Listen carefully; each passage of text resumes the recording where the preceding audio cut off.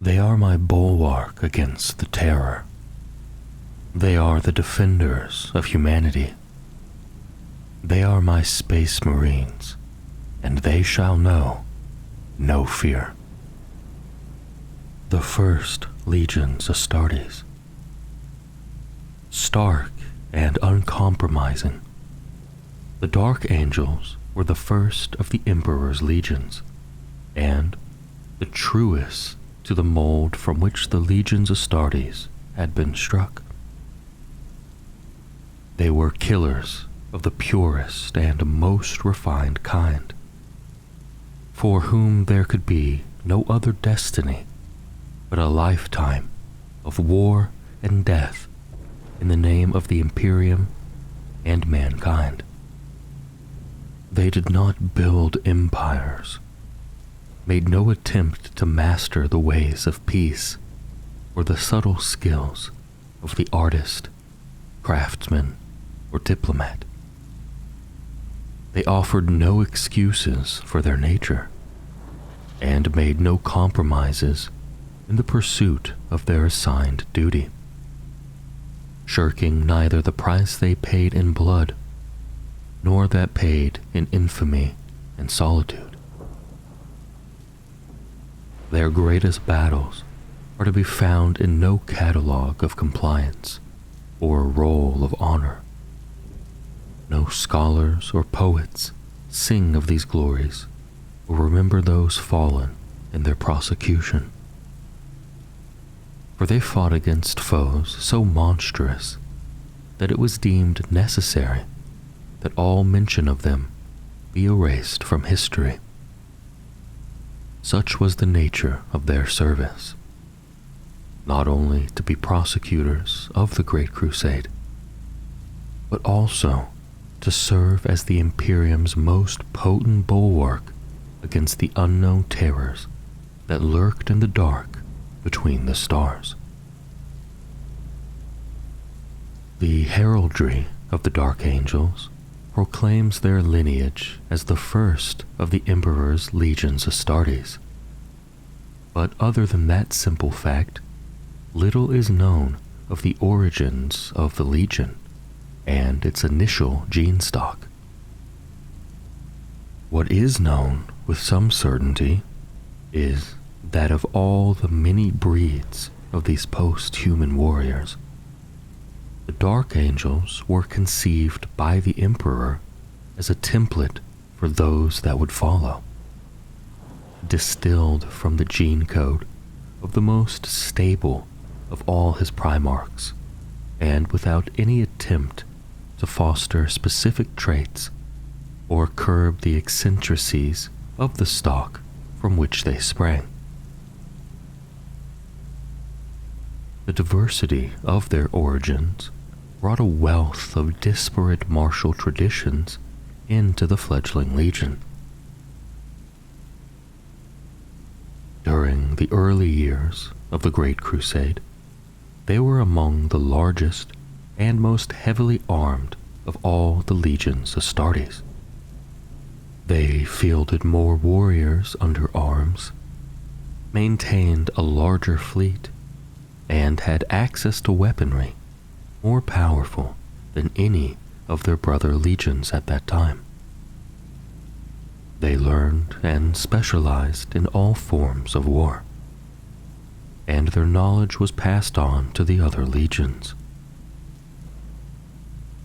They won countless victories for humanity in this formative age. The most notable, perhaps, being the Rangdan campaigns, wherein more than 80,000 of the legions Astartes and uncounted millions of the Imperial army gave their lives to hold back the hordes of the Xenos Rangda and their cohorts, preserving the fledgling Imperium from utter destruction. It was during this time that the Legion was to be reunited with its Primarch, Lion L. Johnson. The Dark Angels maintained a secretive and esoteric schema of heraldry and rank, each warrior being a member of an order, an organization of warriors which transcended legion structure, and a wing, as well as, in some cases, several other internal circles or councils outside of the traditional legion hierarchy. In the days before the coming of the Lion, the ranks of the First Legion were organized into 6 hosts, known as the Hexagrammaton, each with its own combat specialities and tactical doctrines, developed by veterans of the Legion over long campaigns. Later, after reuniting with their Primarch, these hosts would be refined and reorganized to become the 6 wings of the Dark Angels. The wings were structures which sat outside of Legion rank, created such that warriors of many disciplines were available to respond to the need for their expertise in any war zone. The Storm Wing incorporated the majority of the Dark Angels' line infantry, training battalions and mobile ordnance batteries within its ranks. The members of this wing were drilled in the discipline and stalwart arts of close order warfare and set-piece battles, unshakable in defense and resolute in attack.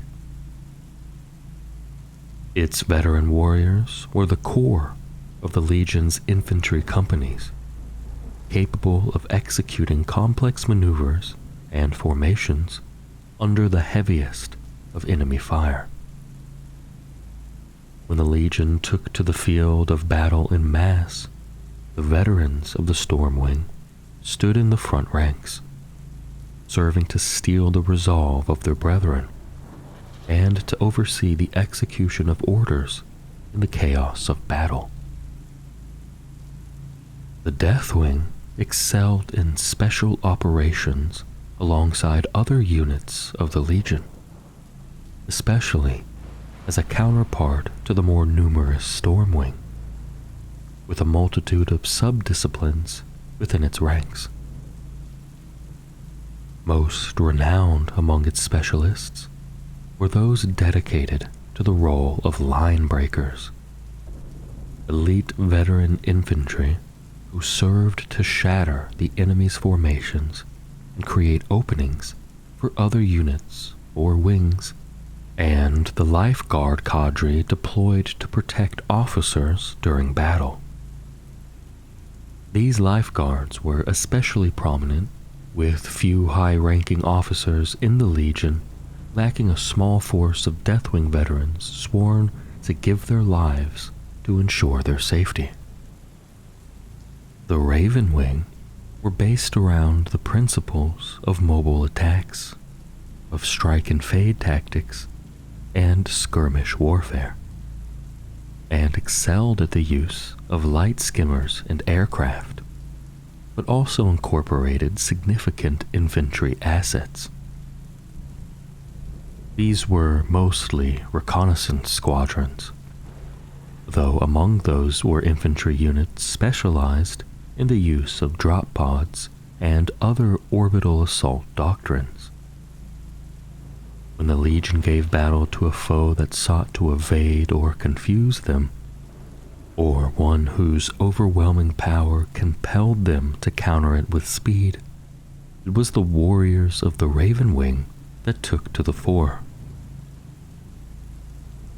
The Dread Wing are perhaps the most feared of all the branches of the Hexagrammaton, garnering a reputation that far outweighed the Wing's influence within the Legion. The Dread Wing was composed of those whose role was the utter annihilation of the enemy, the salting of the earth and breaking of worlds. When called out from the ranks, The initiates of the Dreadwing were experts in the brutal tactics of massacre, purge, and the deployment of exterminatus-class weaponry, though many also specialized in the use of terror as a weapon. The Iron Wing was dedicated to the use of overwhelming firepower on the field of battle, to confound the foe by means of barrage and conflagration, to defy their riposte with inviolate armor, and carry the day by means of force alone. It was not a subtle wing, composed as it was of the majority of the Legion's armored vehicles, heavy dreadnoughts, and field artillery batteries. They excelled at the breaking of fortresses by superior firepower, and the rapid onslaught of massed war engines to overrun and annihilate an unprepared foe in the open field. The Fire Wing was the smallest of the 6 wings of the Hexagrammaton, dedicated to all the bloody subtleties of warfare.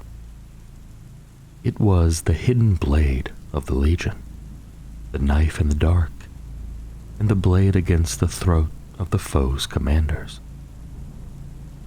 Within its ranks were found to be an eclectic mix of stalkers, champions, and Moritat killers, all bound by their shared expertise in the arts of blade and knife, duelists and assassins without peer. The Primarch Lionel Johnson was reared upon the dark, forested world of Caliban, and it was from the planet's culture that the Dark Angels draw many of their knightly traditions. Located to the far galactic north of Terra, close to dark and warp-tainted regions of space, Caliban was a planet of vast primal woodlands and savage great beasts, which preyed upon the feudal peoples of its lands. Before the Emperor was reunited with his lost son, Lionel Johnson had risen to command a great knightly order and had become a master of its military. A superlative and tempered warrior, the Lion took his place at the head of the First Legion, bestowing upon them the name Dark Angels, and found acceptance with his brother Primarchs.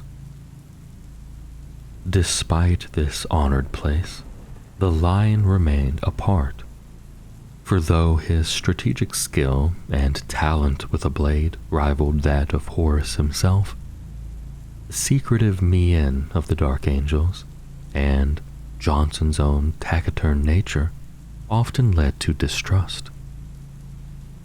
Nonetheless, the Lion proved his ability many times over during the Great Crusade, and even when the title of War Master was given to Horus, his devotion to the Emperor did not falter. It was during the Great Crusade that another momentous event would shape the destiny of the Lion and his legion. In the midst of the Doolan campaign, the impetuous nature of Leman Russ came into direct conflict with the meticulous tactics of Lionel Johnson. When the Lion claimed a kill which Russ considered his own, the 2 Primarchs came to blow. The 2 legions would become rivals, but also close brothers in arms. Both were relied upon by the Imperium to vanquish the most terrible of foes, and trusted beyond all others to enact the grim will of the Emperor when the utter destruction of a foe's works and worlds was required. The 3rd Legion's Astartes. The legionaries of the Emperor's children have always strived to be exemplars above all others in the arts of war, paragons of martial virtue and excellence, scorning those who did not meet their standards. This led them to seek perfection in war as a fluid, lightning-quick force whose battles were preordained victories brought about by a combination of acute strategic planning and flawless execution. Always they sought greater challenges against which to prove themselves and attained greater glories in turn. From this vaunted height, the Third Legion would descend into treachery and become the lowest and most vile of creatures, enslaved to pride and consumed by desires that no natural power could fulfill. The history of the Legion's deeds before its fall is not simply a history of what it was and what it achieved, but a history of how it created its own doom. For as the ancient texts say, pride goeth before destruction. And seldom has this proverb been more apt than in the case of the Third Legion. Terran recruits for the Third Legion were drawn from the noble houses of Europa, forming an aristocratic brotherhood bonded by martial pride. The Legion's gene seed was free from flaw, and its warriors were given to a competitive spirit, eager to prove their individual superiority. The nascent Third Legion was deployed not in mass like its brother legions, but in smaller cadres, leading Imperial Army regiments, allowing its legionaries to prove themselves as natural leaders with a superb ability to execute the intent and exceed the expectations of the Emperor in war. The noble bearing of the Third Legion's warriors made them ideal diplomats and emissaries, often afforded the honor of carrying the Emperor's standard. None were honored more highly by the Master of Mankind, for after a cohort of the Legion sacrificed themselves to shield him during the betrayal at Proxima, they were given the exclusive right to bear the Emperor's sigil, the Palatine Aquila, and he named them his children. Though the Emperor's children earned huge renown, their superlative rise was not to last. Just as the Great Crusade was beginning, the Legion suffered a tragic gene seed crisis, through which treachery and viral blight, its reserves of gene seed dwindled beyond replenishment. Withering to a shadow of the force it once was, attrition bled the strength of the Legion to almost nothing. With only 200 warriors remaining, so few that each carried the banner of a perished company, on the very brink of extinction, the Legion was reunited with its Primarch and saved. In the Third Legion, every warrior was placed into a function best suited to their ability. Fulgrim maintained rigid order amongst the divisions of his legion and command hierarchy, which were then divided into strict lines of authority, with 30 Lord Commanders below the Primarch, of whom the first 10 were exalted as Princes of War, forming Fulgrim's inner circle. Each Lord Commander led a chapter named a millennial, and authority descended through an elaborate and multi-tiered command structure, from company praetors down with each Space Marine looking to his superior devoutly for leadership in a manner that bordered on a cult of personality. At their height, the 30 millennials numbered 110,000 warriors, though in the wake of the Istvan campaign, it is believed to have been reduced to roughly half, only recovering by the eve of the Siege of Terra through accelerated implantation and indoctrination procedures. Honors were common, but were gifted rather than assumed, and those granted by the hand of the Primarch were held in the highest esteem. Every warrior knew his place and value, and this translated into a level of personal commitment and bravery fueled in no small part by an unshakable faith in their own superiority. The Emperor's children believed there was no sphere of warfare in which they could not excel, though they never possessed the numbers or the mindset to engage in brute attrition warfare, and so their primary consideration was to keep the Legion as intact as possible while achieving victory. One of their chosen virtues was lightning warfare, for they believed that speed and decisiveness assured victory over strength and endurance. Moreover, Fulgrim himself preferred swift and elegant combat styles, and many companies of the Legion adopted large numbers of jetpack-equipped assault units, jet bikes, and land speeders.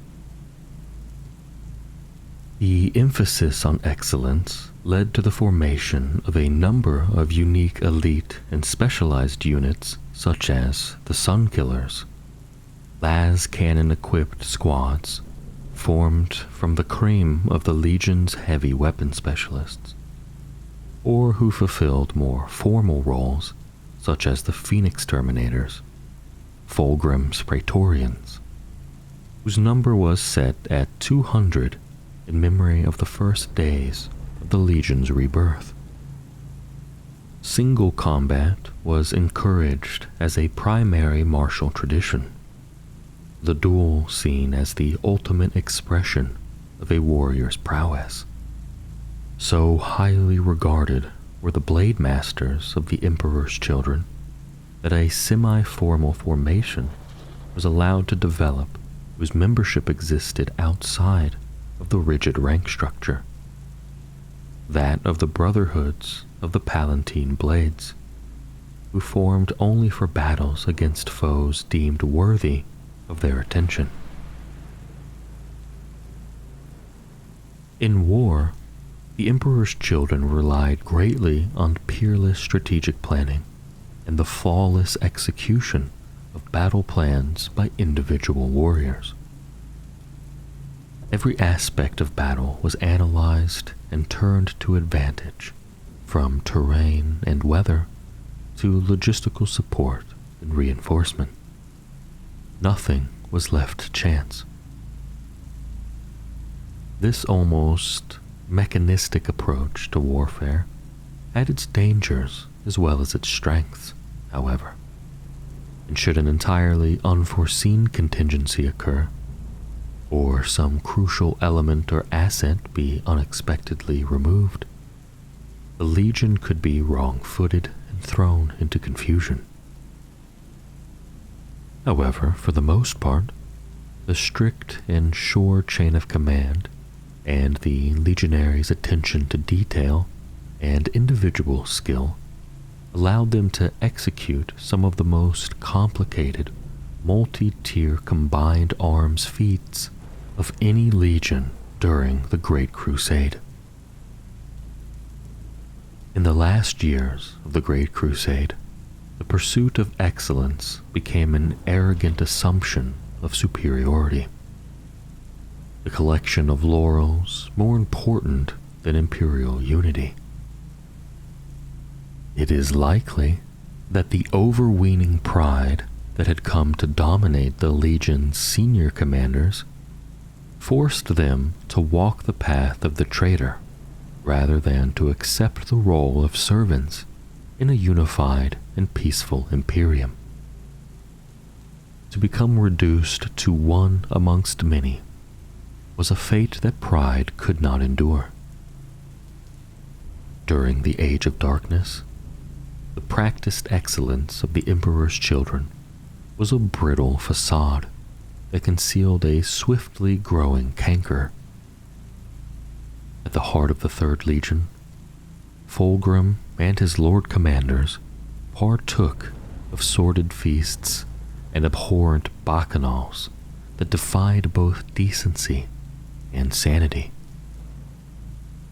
With their leaders languishing in decadence, the Legion fragmented, many of its commanders blaming one another for their lack of perfection and settling matters of honor in bloody duels.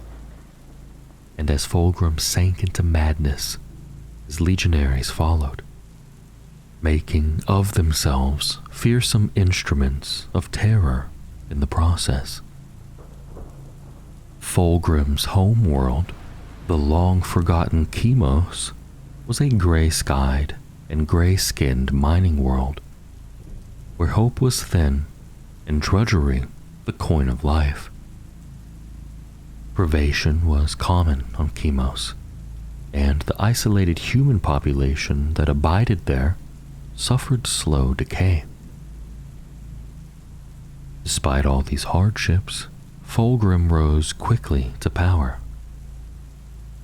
Compared to the wretches that breathed the slow poison of Chemos' polluted atmosphere, Fulgrim was pale-skinned and fine-boned, like some ancient paragon of grace given life. Ash-white hair framed a handsome face, and his violet eyes held a spark of delight. Fulgrim inspired hope with his intellect, his mien, and his practiced humility in respect of his own brilliance. Once reunited with his legion in war, thought, craft, and creation, he excelled effortlessly. He reorganized the Emperor's children in a manner that suited his own exacting nature. Nothing was left to whim or chance. Everything was deliberate and assessed for its aesthetic and functional value. Fulgrim was fond of remarking that if one was to excel, then no detail was too small to consider, and that the quality of the whole lay in the quality of its constituents. In ordering his legion, it is not surprising, then, that Fulgrim favored formality, conformity, and order, albeit with some leeway for flair. He sought to maintain the majesty of his legion, recruiting from the ruling elite worlds brought to compliance. He was a being who reveled in the beauty of art, music, and poetry, insisting that those around him were more than just warriors, but artisans of the finest aspects of humanity. Fulgrim's only flaw was his pride, and it is among the greatest tragedies of the Horus heresy that one of the Emperor's most noble paragons would be corrupted through his weakness, and brought from the height of glory to the basest nadir of degeneracy. The Fourth Legion Astartes. The Fourth Legion was the cold-hearted battering ram of the Great Crusade, a maul used to tear down every impregnable fortress or unassailable citadel that dared stand in the path of the Emperor's will. The Iron Warriors became a byword for relentless, punishing warfare, and for mastery in siegecraft, both in defense and assault. They took no pleasure in their duty, nor did they shirk from it. They saw war only in terms of cold logic, ensuring that the arithmetic and calculus of bodies and machines sent unto the meat grinder was always made to balance in their favor. Defeat was anathema to the Legion, and victory worth any price paid in blood. The Fourth Legion was ever dutiful, ever reliable, but never lauded. It was a legion deserving of every glory enjoyed by its brothers, but time and again was overshadowed. A shining blade blunted in the mud of 100 worlds. During the long, grueling years the Legion spent on campaign, its warriors became embittered and distrusting of the great crusade which they served, and resentment festered in their hearts. From its inception, the Fourth Legion's gene seed was highly adaptable, and rates of implant rejection were low. This meant that the Fourth's strength was built rapidly, expanding to several full battalions, while other nascent legions were little more than company musters. In turn, the Fourth Legion was swiftly put to active service. Thanks to its gene seed, it was the most numerous legion in the first years of the Great Crusade, and its forces were split between several of the first expeditionary fleets. The Fourth quickly proved itself in battle, and for a time ranked highly upon the honor rolls of the Imperium. It was large enough to remain autonomous from the influence of the newly found Primarchs, and remained stubbornly regimented in structure and doctrine. The Legion earned a reputation of approaching each enemy with an unaltered pattern of warfare, facing it down with relentless and meticulously applied force alone, rather than cunning or heroics.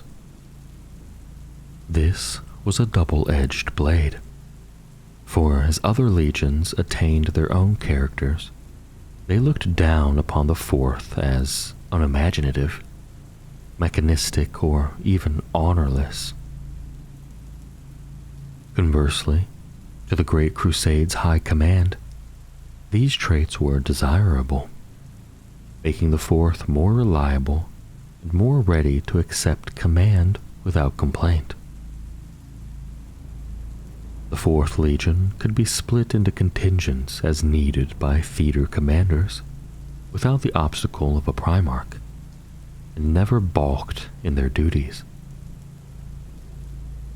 Accordingly, the Fourth Legion was increasingly used to fighting inglorious but vital campaigns of drawn-out, back-breaking war, and was directed by the hands of others to dangerous garrisons, becoming a workhorse legion, relied upon not for any unique ability, but simply to follow orders.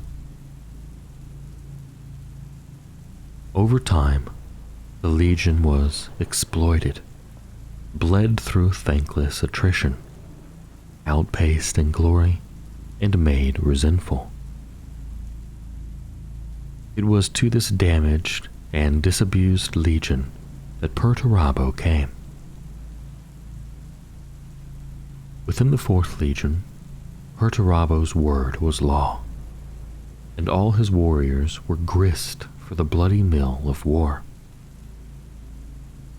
Promotion and advancement in the Legion's ranks was a matter of survival, both from the enemy and Perturabo's displeasure, and of specialization.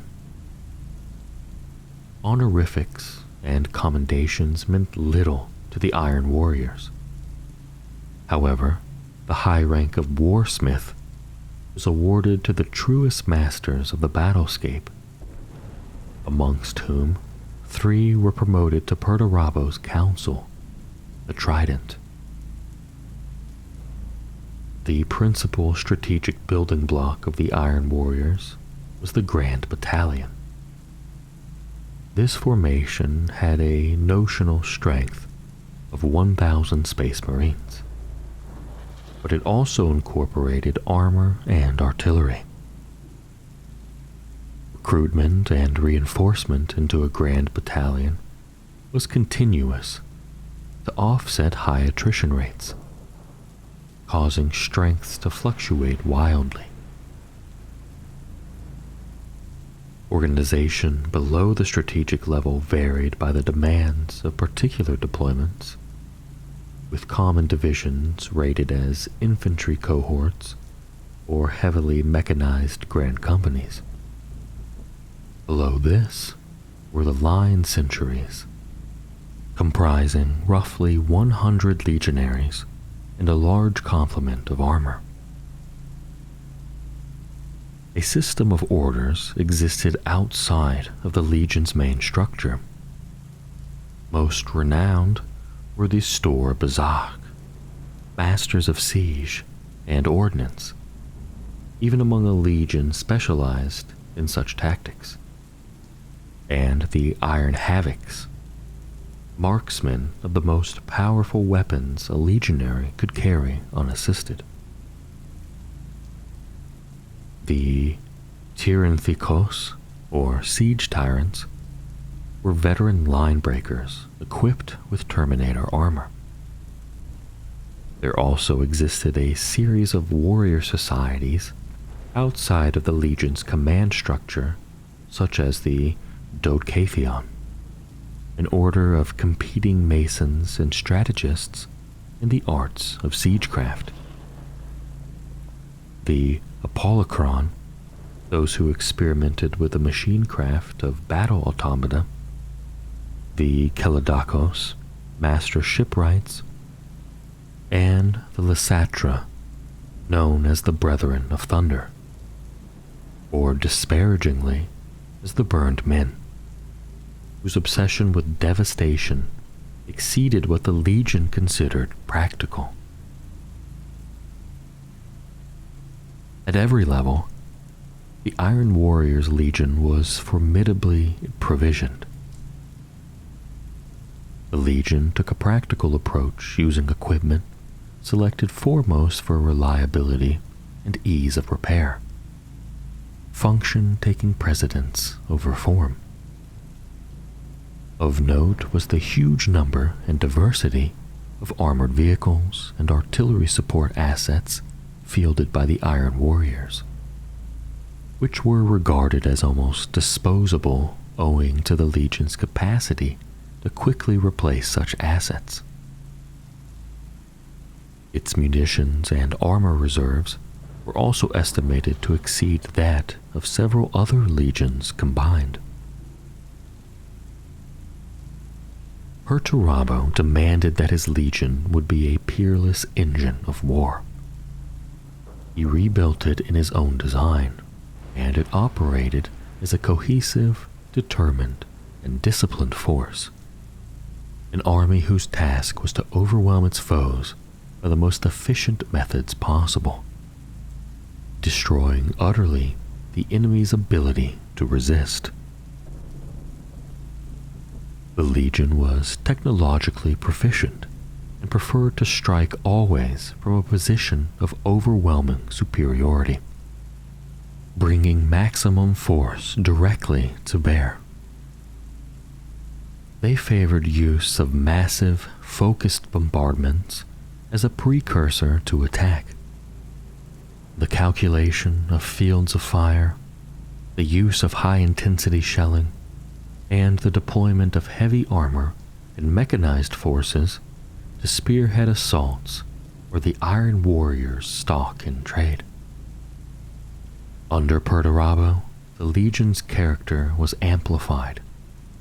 Where once the Legion had been ruthless in its willingness to accept losses in return for victory, Now it was utterly driven to the point where such considerations were far beneath it.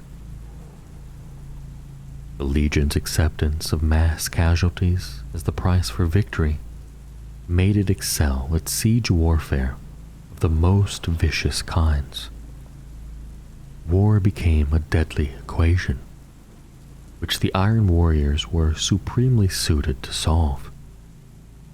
A relentless, unyielding engine of steel and fire, which swept worlds clean and devoured whole armies. The Iron Warriors suffered the highest casualty rates of any legion. Yet, through the cruel genius of Perturabo's calculus, it absorbed these mass losses without serious damage to its combat effectiveness. In a dark twist of fate, Perturabo would frequently expend the forces of the Exertus Imperialis as sacrificial cannon fodder to deplete the enemy's munitions or to simply gauge their strength before committing his legion. This tarnished the Legion's once pristine reputation with the War Council, and, as a consequence, relegated it to hopeless wars in forlorn corners of the galaxy, only furthering the growing bitterness of resentment felt by its warriors. Perturabo was a ruthless and effective warlord, a master strategist whose razor-edged mind could fathom the hidden weakness in any enemy and exploit it with savage and decisive action. His capacity for learning was incredible, and his intellectual curiosity insatiable.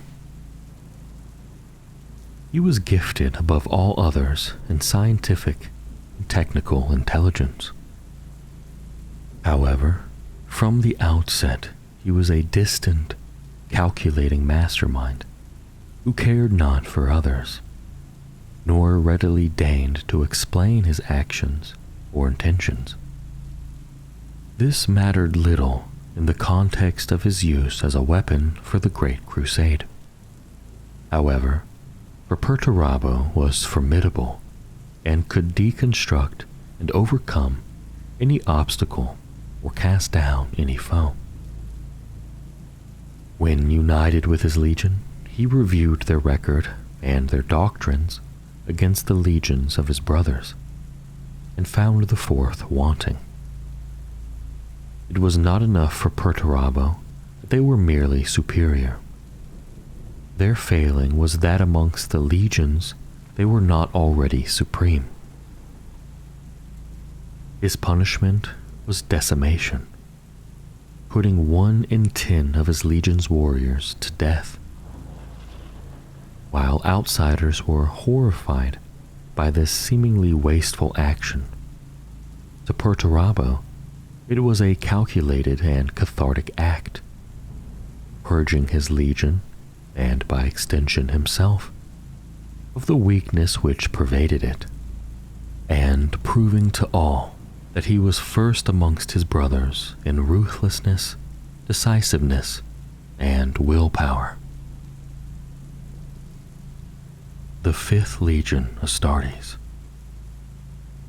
The warriors of the 5th Legion were the pathfinders of the Great Crusade, ever forging a path through uncharted territory, far beyond the borders of the expanding Imperium, and oft forgotten by the chroniclers that followed in the conquest's wake.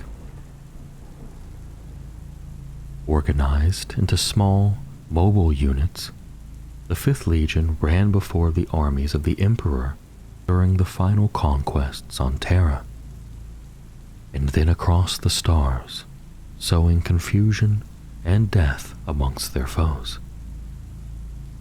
They were the swift blade that probed for weakness before a sudden and deadly strike, not the sledgehammer that some of their brother legions had become.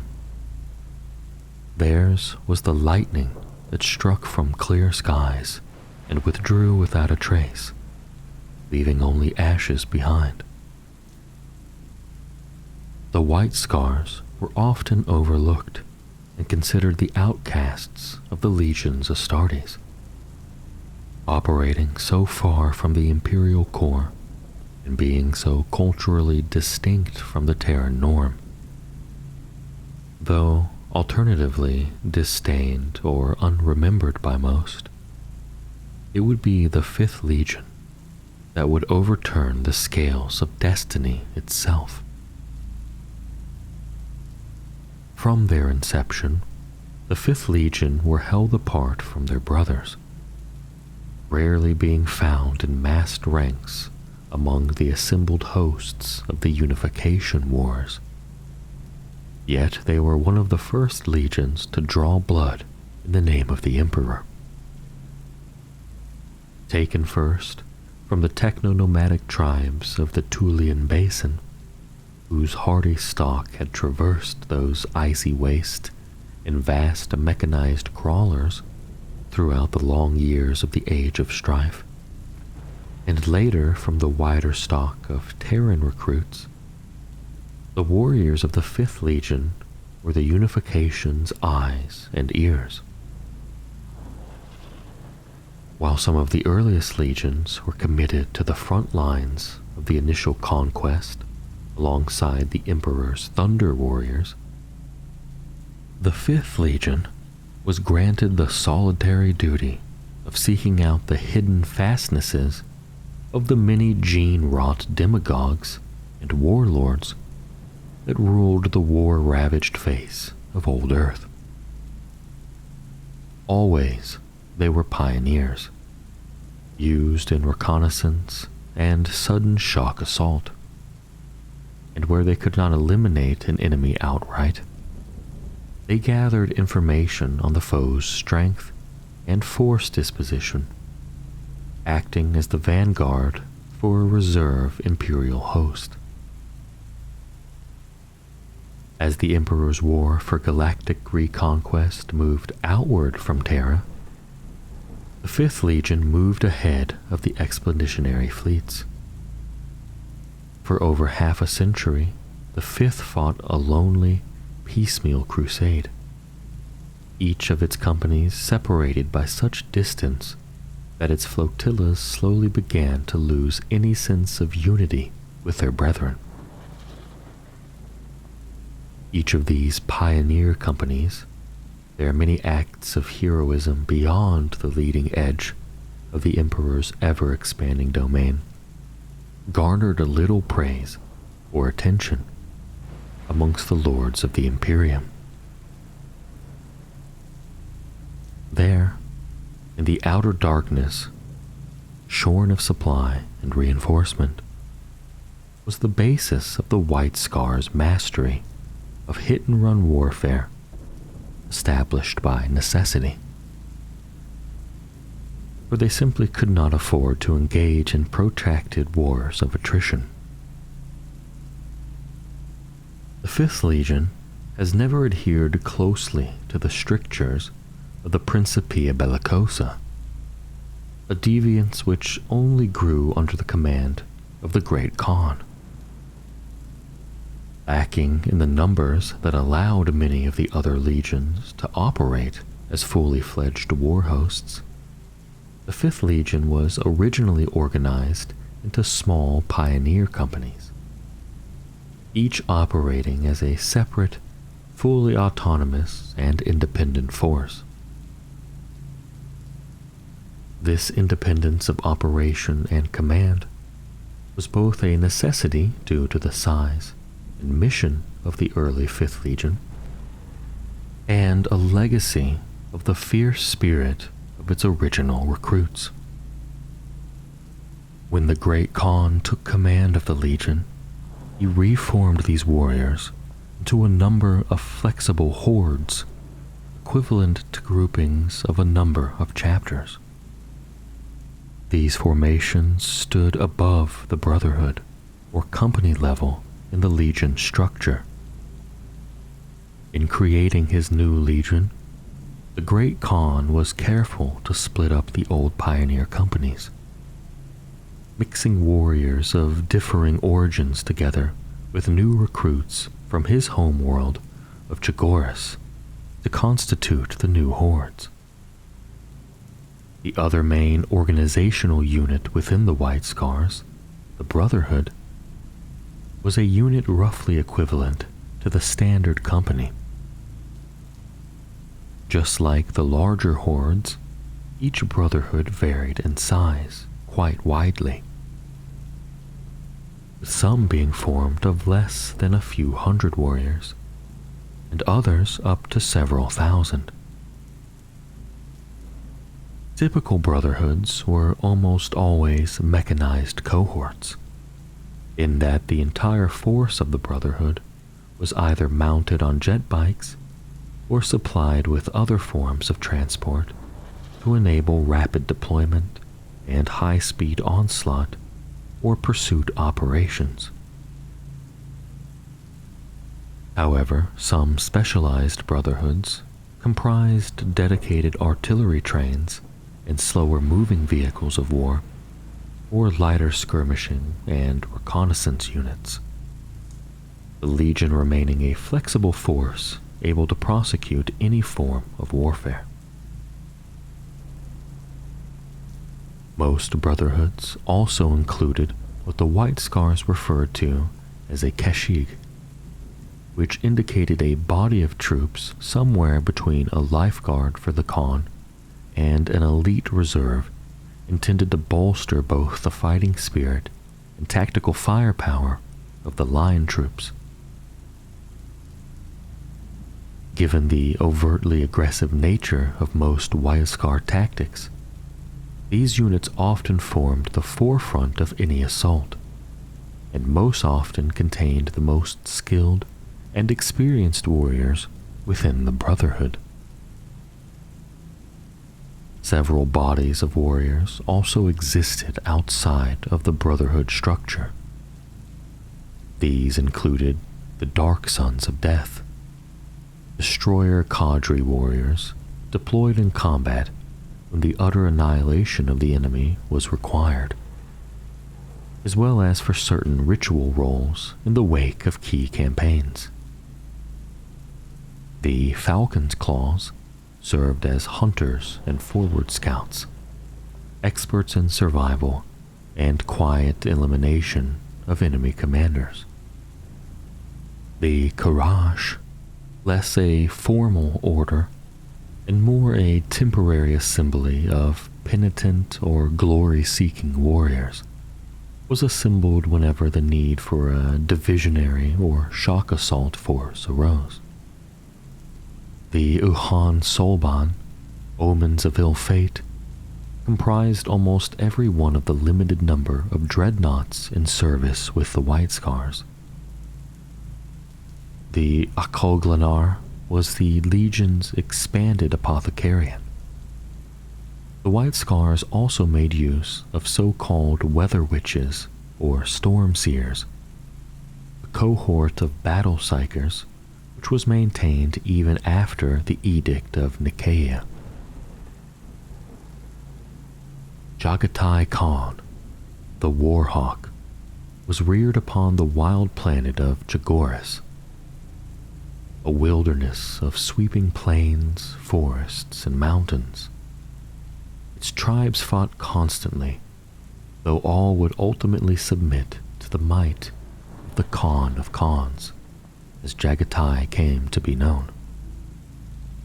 When the Emperor came to Chagoris and granted Jagatai domination over the 5th Legion, he was still possessed of a mien born of the vast wilderness. And despite having already mastered the strategies of conquest, Jagatai Khan was unfamiliar with the advanced technologies of the Imperium. Nonetheless, the Khan shaped his legionaries as he would the plains warriors of his home, testing his new sons in bloody trials and grueling contests of skill and strength.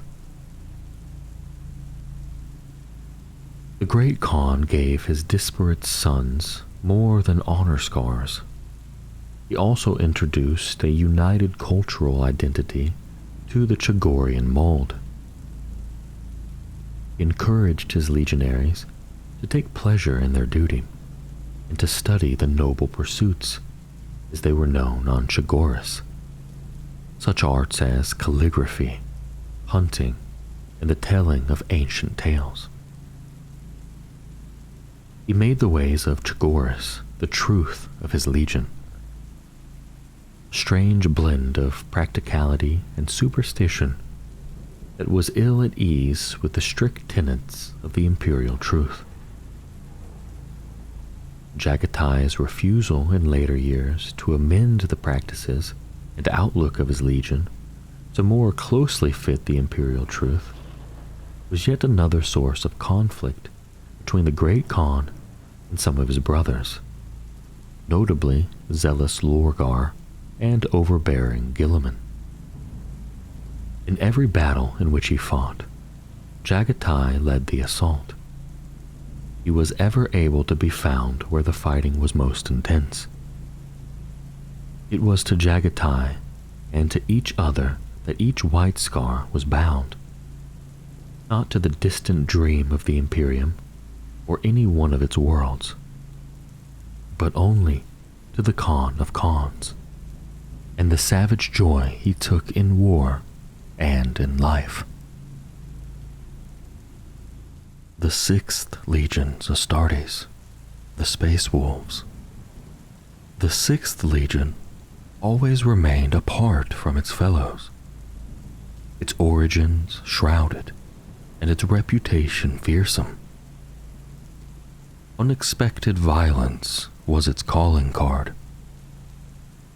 The Legion's campaigns unsubtle but brutally swift. It was a peerless shock assault force, and tireless in both pursuit and hunter-killer roles. Like its namesake, the Wolves of Old Earth, the 6th Legion's assaults resembled calculated exercises in ferocity, aimed to tear and rend until the foe lay in ruins or was driven to its death. The Legion's warriors were hunters who reaved a bloody path across the stars of the Great Crusade, but did not stray far from the shadow of the Emperor. The Space Wolves were kept under the tight control of the Imperial Court and unleashed at the Emperor's command as a bloody-handed tool of punishment. The warriors of the 6th Legion knew well that they were not the builders of empires, nor were they the watchers on its walls, or lockstep soldiers who cared for bright pageantry. They were simply predators. Thus they had been made, and woe betide any who fell into their jaws. The origins of the 6th Legion were held in utmost secrecy by the Emperor. Legion recruits were drawn not from Terra's nation-states, but selected on an individual basis from the most barbaric, regressive, and hyper-violent of cultures. Those who held to no collective identity and could be molded into weapons without prior imprint. Their gene seed was carefully segregated, was extremely prone to fatal rejection, and for reasons unknown, the 6th gene strain often imparted a distinctly bestial countenance on those candidates that survived implantation. Because of this, the Legion was one of the smallest and slowest to grow in the years before reunification with its Primarch. Given its small size, the 6th Legion served alongside auxilia forces in major campaigns, or fought in smaller missions to destroy particular knots of enemy resistance in shock assaults. Over time, the Legion developed particular expertise conducting rapid operations and punitive actions against rebellion. However, its members quickly earned a grim reputation as butchers amongst those they fought alongside, and were often accused of indiscriminate slaughter and collateral damage, or even on occasion of killing allies. The Legion was not focused or precise. It was a force of nature unleashed, more a raging fire or tidal wave than an assaulting army. Its warriors reaped destruction, claiming no strategic assets and holding no ground, but rather subjecting enemy forces to savagery and brutality. Such behavior was feared by many in the Imperium, and the 6th Legion's future was uncertain until Leman Russ was rediscovered early in the Great Crusade. The misdemeanors of old were made good under Leman Russ. The legionaries' bloodlust was brought under control with discipline and iron will, and their rage tempered by oath-sworn loyalty. Russ gave his legion pride in what it was, pride in the power it wielded, pride even in the monstrous violence which lurked within its heart. But with all of this, he did not allow its warriors to crave glory for their own sake, nor drink too deep of the bitter draught of mindless bloodshed. He gave them purpose, and he gave them honor, bleak as it was. They served only the Emperor, their All-Father. That duty was a sacred one, for the Space Wolves were wrapped in a cloak of secrecy and superstitious mythos of their own making, abhorring so-called witches and spirits, and reveling in their own poetic sagas. This was reinforced through psycho-indoctrination to protect their minds from the horrors they were forced to perpetrate and witness in the name of the Imperium. For a brief period under Russ, many other Primarchs had been found. The Legion earned respect and renown, and commanded the might of many Imperialist battalions and other legions, in addition to its own auxiliaries.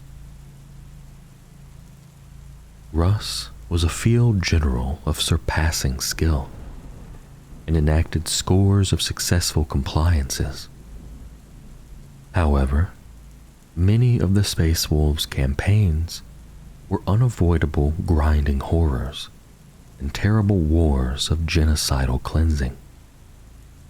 The Legion choosing to focus its brutality against rebels who they cursed as oathbreakers and punished with excessive savagery.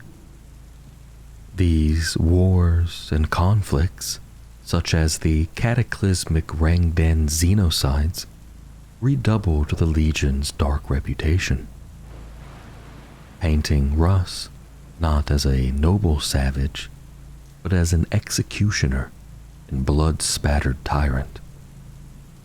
And soon, the Space Wolves were so feared by the Great Crusade's own forces that they stalked the stars alone and could only be recalled by the Emperor himself.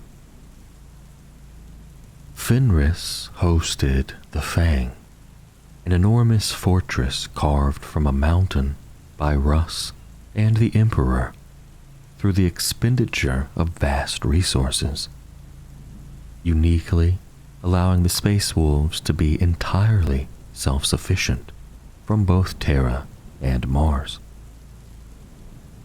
It hosted all the facilities of gene seed implantation, training, forging of arms and armor, and psycho-conditioning needed by the Legion to survive.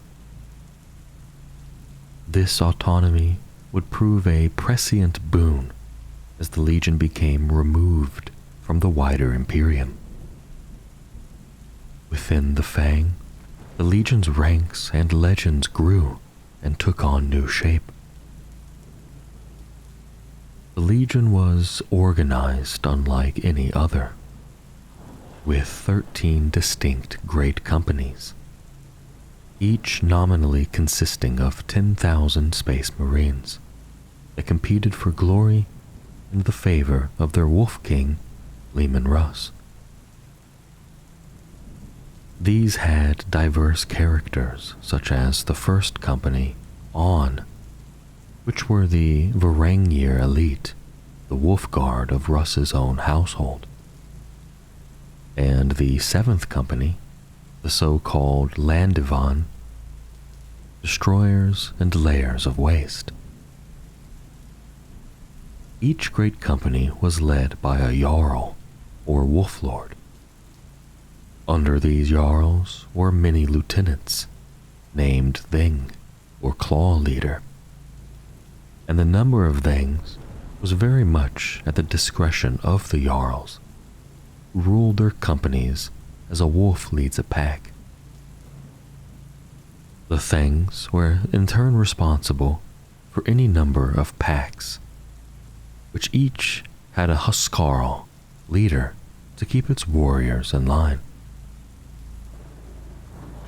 The Space Wolves were heavily infantry-focused in their martial ways.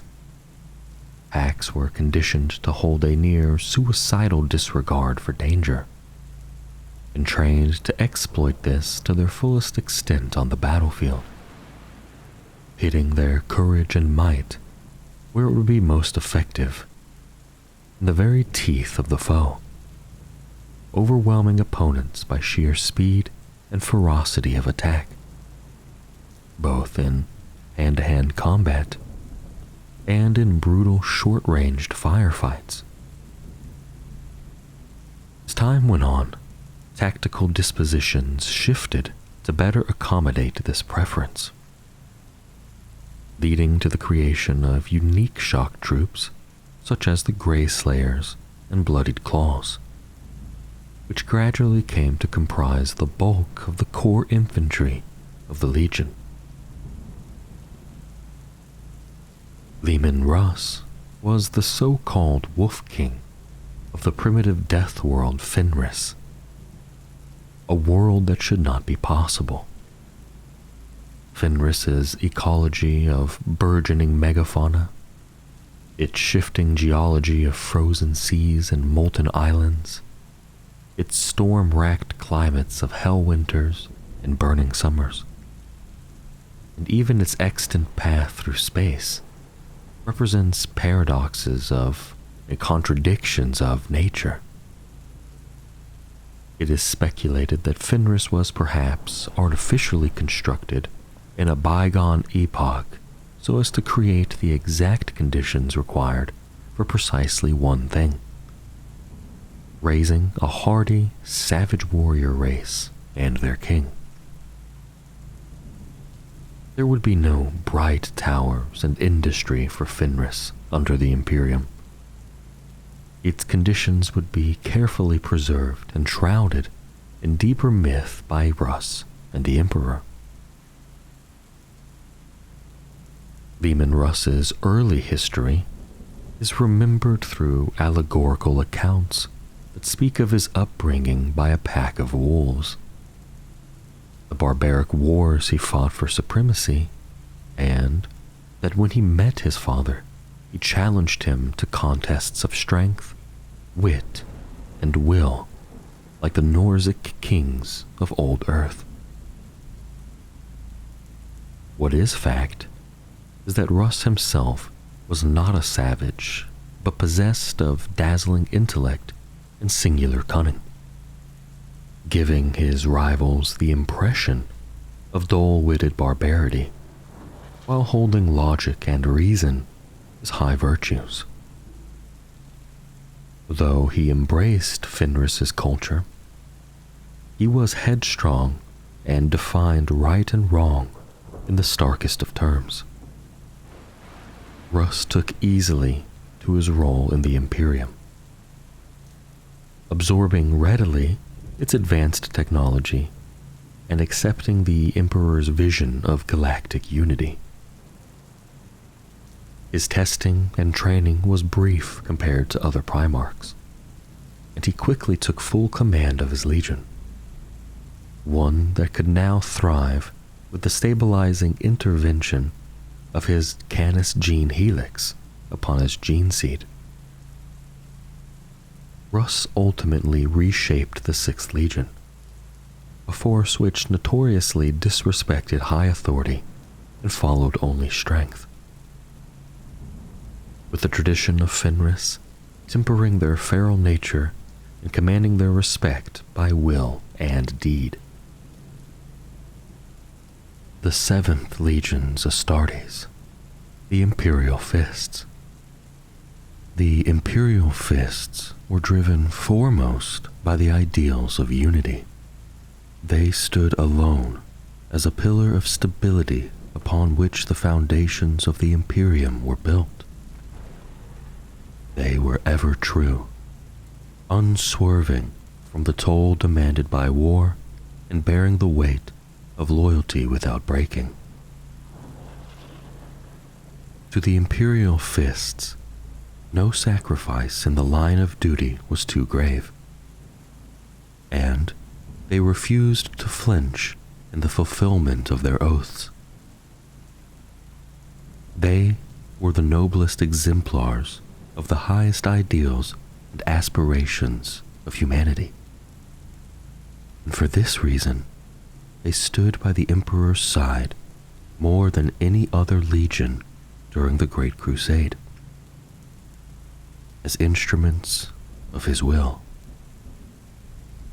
And in the Imperium's time of greatest need, it would be the unyielding Imperial Fists who were its final defense. Theirs was a legion of stoic crusaders, architect war masons, and voidsmen without equal. The Imperial Fists were masterful in both attack and defense, fighting with unshakable discipline and with methodical application of force. As the Imperium expanded ever outwards, they were always to be found at the leading edge, embodying the Great Crusade's spirit and constructing mighty fortresses at the sites of their victory, to act as much as garrisons, as beacons of unification. The 7th Legion was created to secure and consolidate the realms of mankind, beginning with the newly conquered territories of the Unification era. It drew recruits from every region of Terra. The Legion's gene seed implantation inflicted intense pain, and only the hardiest stock was suited to surviving such a process. Nonetheless, few initiates lived to become legionaries, and those that did were taciturn, dour, and grim of nature. At their root, the Space Marines of the 7th Legion were crusaders. In war, they sought conquest with a focused hunger, favoring massed shock assaults using their full array of weaponry. Multiple battalions often took to the field in mass, breaking enemies with hammer blow force. They were the very hand of the Emperor, that descended and gripped worlds with an unbreakable fist. a feat for which he honored the legion with its name. But simple victory was not enough. To conquer one had not only to defeat one's enemies, but to hold the prize of that victory. The 7th Legion would raise bastions within days of victory, and across the galaxy, their fortresses gazed down on those who dwelt in the land around, a constant sign that the strength which had conquered them remained rooted in the earth.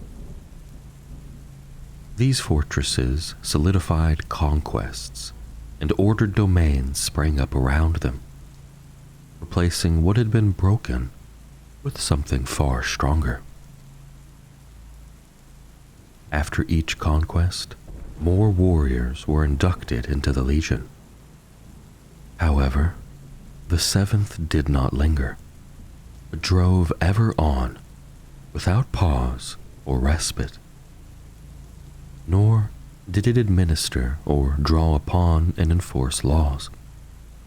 The Imperial Fists were warriors of the Imperium, not its masters, and they existed only to serve in war and die for its ideals. The discovery of its Primarch and the planet which had raised him only strengthened the character of the Imperial Fists, and their integration was swift and complete.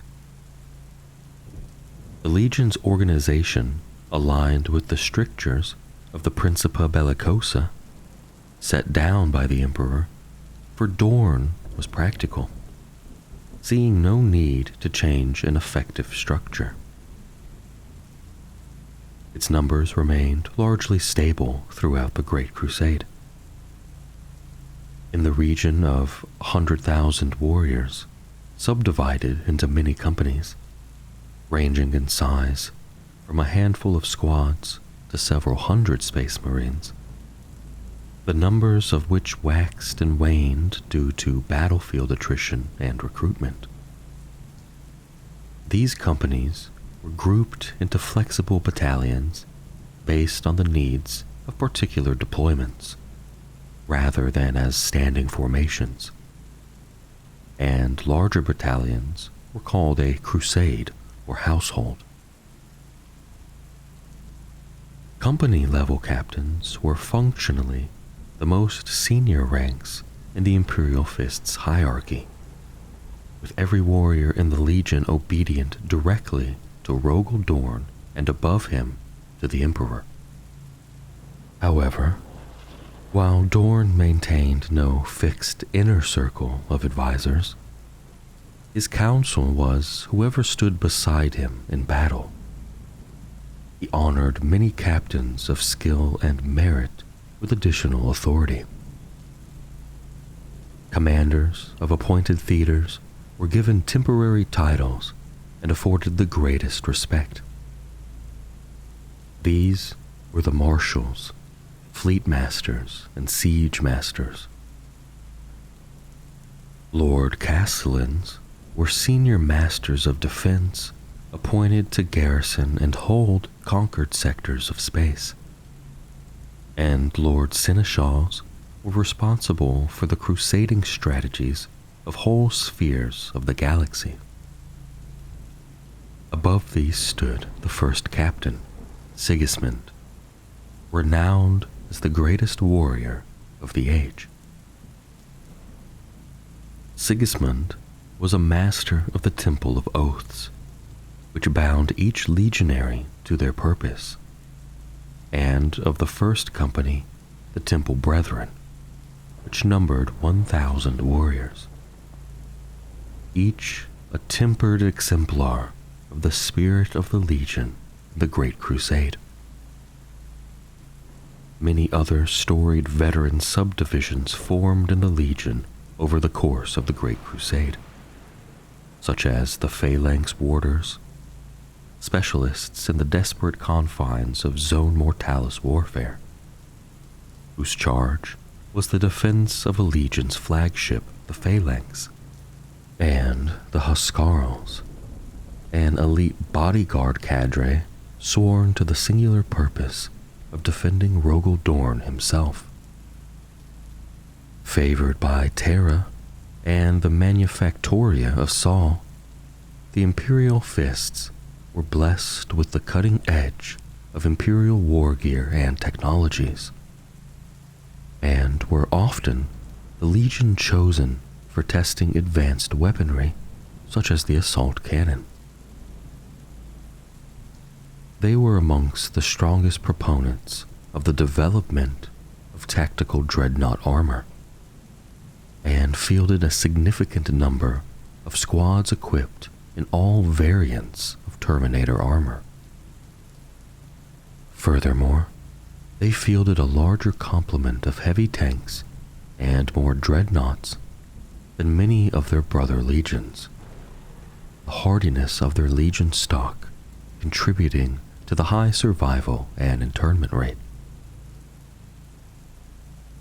The last great facet of the Legion was the strength of its fleet. This comprised over 1,500 capital warships under direct command, and many more bonded by oath and fealty. This naval might was the greatest of any of the Legion's Astartes, and was further enhanced by the fact that many of the ships were the largest in the Imperium. Of these, the greatest was the Phalanx, a pre-imperial relic of vast size and unimaginable power that dwarfed entire attack fleets by comparison. The Phalanx was, perhaps, the largest mobile battle station in the Imperium. More battle station than ship, and served as the Imperial Fists' principal base of operations in the Great Crusade. The Imperial Fists also built many space forts and were the preeminent masters of high-intensity ship-to-ship warfare in the Cold Void, seeing a space battle as a natural extension of a siege, divorced from gravity and in 3 dimensions. At the very end of the Great Crusade, Dorn and his legion returned to Terra to guard and fortify the seat of imperial power. Across the northern segmentum solar, Dorn erected and coordinated the Gauntlet of Stone, a line of defense which would hold the traitor onslaught for a decade across the vital void channel of Paramar, Beta Garmon, and Loran Alpha. The Legion would fight bitter and desperate defenses, and was instrumental to the loyalist efforts at the Imperial core. When Horus brought his hordes to Terra, Rogel Dorn commanded the Imperium's defiance, and without the sacrifices of the Imperial Fists, all might have been lost. Inwit is a world of death and merciless cold, home to warring nomadic ice clans. Inwit's denizens are not unsophisticated. Rather, their world is consciously preserved to teach its denizens strength. Long ago, the people of Inwit carved their own realm from the stars, conquering dozens of worlds. Yet their rulers chose to keep the old ways, living harsh lives like their vassals. It was there that Rogel Dorn ruled. His qualities married perfectly with those of hard, cold Inwit, and he pushed its empire further, ordering its armies and fashioning spacecraft the like of which had not been seen before. When the Emperor was reunited with Rogel Dorn, he regained not only a lost son, but the strength of a star-spanning society already forged into a tool of war. Rogel Dorn was possessed of a single-minded energy, tempered by a reserved and stoic nature. During rare shows of emotion, he was capable of shaking the ground. His cold rage is said to have held battlements as much as the arms of those standing upon them. Dorn was also an idealist. To him, the reasons he fought were as important as the outcomes of his efforts, and he believed utterly in the dream of the Imperium. When he fought, he did so neither with bombast nor humility, but with a frightening and confident competence, always balanced and methodical, his every blow a precision calculation of force. Rogel Dorn's was perhaps the greatest strategic mind in the galaxy. However, he was blunt and uncompromising in both his ideals and their expression. His manner often vexing as much as admirable. For all this unstable statesmanship and his unbending nature, he was named the Praetorian of Terra and Horus the War Master, a balance of power upon which the course of history would turn. The 8th Legions Astartes, the Night Lords. The 8th Legion was a force that shaped cruelty and fear into a weapon.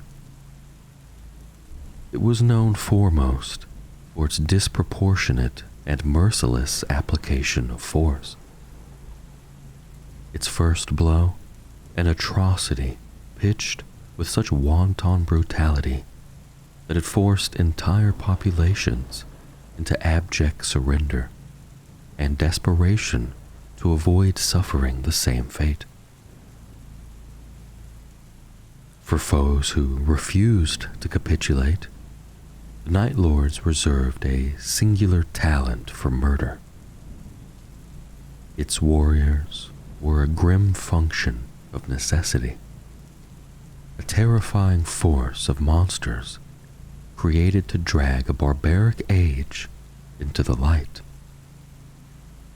However, such monsters would not long stay leashed to the Imperium. In its final days, the Legion would become an undisciplined mob that came to see cruelty as its goal and not the means to a worthy end. It was no longer a precise weapon of war, but an indiscriminate scourge.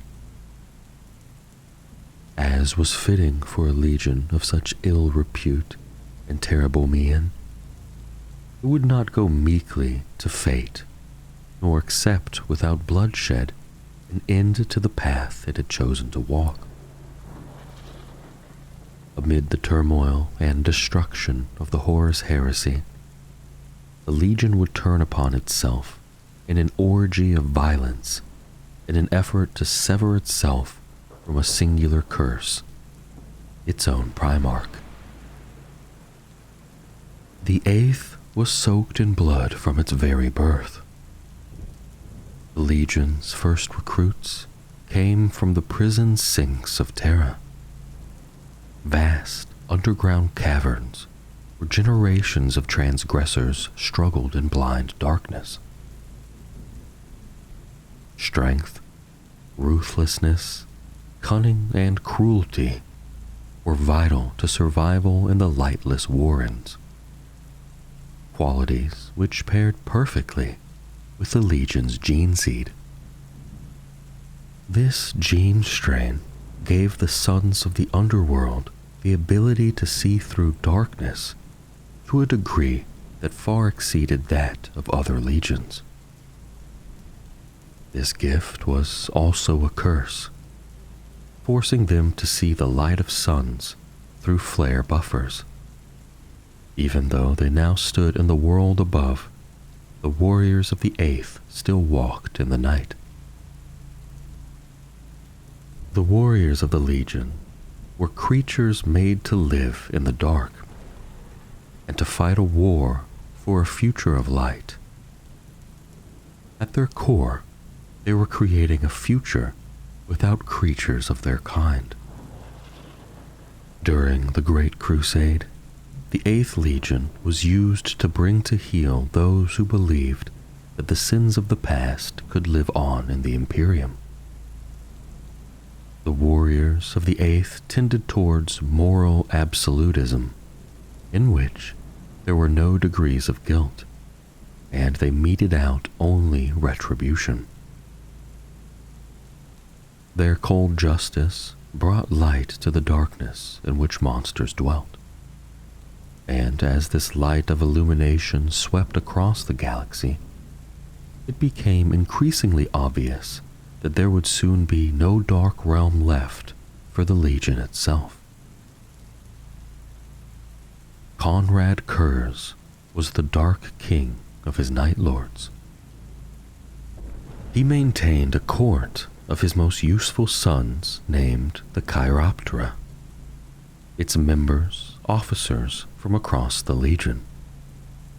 They were the ruling elite of the Night Lords, and alongside them served the Atramintar, a formation equipped with Terminator armor.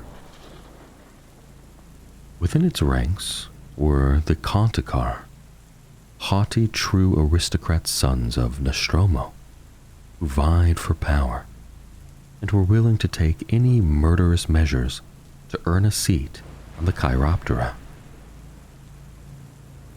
This Terminator host was the coldly brutal personal command of the first captain of the Night Lords, Iago Sevatarian, and they were his enforcers of the order within the Legion. Beneath the Chiroptera were the companies, malleable in size and in authority, with inconsistent ranks for their captains, such as Commander, Master, and Regent. Violent rivalry was endemic, and command structures fluid as a result. Officers and squads were fiercely individual, bearing monikers to set them apart from each other. These titles had echoes in the nobility and gangs of Nostromo, such as Talonmaster or the Bloodless. Many were insults that either stuck or were adopted by their bearers out of perversity. Almost all squads within the Legion had a name that they used in place of a designation, so that squads within a company might be referred to as claws, talons, or a number of other epithets. This complexity masked a surprisingly efficient and flexible approach to warfare, which allowed the Legion to operate with a high degree of fluidity and to be readily fractured into autonomous units or combined into ad hoc formations as their master dictated. The Night Lords followed the Principia Bellicosa, albeit with a lower proportion of breaching or siege-configured formations. They also had a number of unique units, the infamous Terror Squads, whose sole purpose was to instill a state of horror in their enemies, and the Night Raptors, who would soar above their enemies, trailing the bloody remains of their kills. Emblems of terror were a mark of pride within the Legion, and they embellished their weapons with grotesque craftsmanship. Furthermore, they habitually adorned their armor and vehicles with mutilated trophies and made an art of flaying and displaying the dead in order to sow fear among their foes, or else lit their armor with brooding displays of lightning. There was a method in this madness, at least at first. Such grisly displays were a clear signal to their foes, saying, "This fate will be yours to share." The Night Lords were naturally rebellious, given their feral origins. And as the Age of Darkness progressed, Curze descended into insanity, abandoning his sons and causing his legion to fracture and fight its own private rebellion of sullen fratricide. Some within the legion relished the freedom given to them by the failure of Curze, regressing to a collection of disparate warbands, whilst others, retaining the brutal honor that had once been the heart of the legion, cleaved to the War Master's cause. Many Primarchs displayed some degree of psychic talent, but for Conrad Curze, it was not a gift, but a curse, for he saw only the darkest of patterns and auguries of the future. This was not the subtle reading of cause and consequence, but the unkind touch of prophecy. He would see glimpses on the horizon of a grim future, plunging into terrible dreams and waking visions. He would see only fatalistic outcomes of the death and failure of his brothers and his sons, wreathed in flame and blood. He saw his own death and knew that it would be at the hand of his father. This accursed knowledge he kept secret to himself, turning him taciturn and paranoid. As a result, he walked a lonely path towards his own doom, with the determination of the gallows and a black, cracked, and uncaring humor. The Primarch was found on Nostromo, a sunless world of suffering, pain, and corruption devoid of hope and racked by violence of criminal syndicates. Curze was a broken product of this world. There, the young Primarch was alone. He feasted on vermin, the corpses of the murdered, and his sanity dwindled to nothing. On this world of criminals, he was a killer who refused to become a corrupted king, instead choosing the path of righteousness. Surrounded by sin, he lashed out and made gruesome displays of justice, becoming a thing of terror to cow the gangs of Nostromo into order. And in their fear, and partly in hope of an avenging angel of blind justice, the people of that world named him the Night Haunter. He mutilated and butchered until the streets of Nostromo fell quiet, and the world bowed to his perverse law. When reunited with the Emperor, Curze accepted his role in the Imperium as a premonition of doom. Curze changed his legionaries little other than naming them the Lords of the Night, though they did adopt from Nostromo its language and its gutter scum sons as recruits.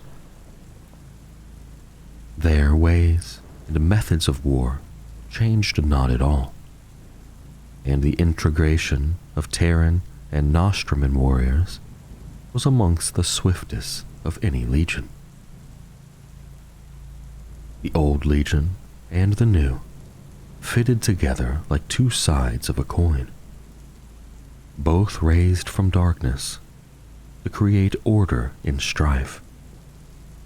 Both made of flesh, born in shunned and lightless places. The Night Haunter did not inspire his warriors to new heights of nobility. Rather, his return saw their righteous drive to punish intensify. Together, they brought atrocity after atrocity to non-compliant human worlds. The Legion was bound to its new master out of fear as much as adoration, and some legionaries hated him for being so like unto themselves, and not beautiful or glorious as other Primarchs were. Curs cared not how they saw him, so long as they obeyed. The character of the 8th Legion grew to include a dark and cruel sense of humor, and a snide fatalism with their father leading them.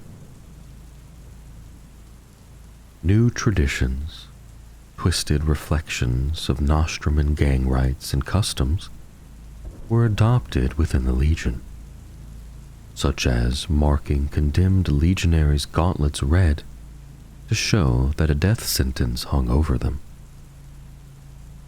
The honorific titles sported by many of the Legion's officers started to take the form of those of the cruel Nostraman courts. The reuniting of Primarch and Legion was the beginning of a spiral that would only see the Night Lords descend further into horror and nihilism. A century after leaving Nostromo to join the Great Crusade, short years before the outbreak of the Horus heresy, Curs and his Legion would return to their sanctuary amid a series of dishonorable reversals for the Night Lords.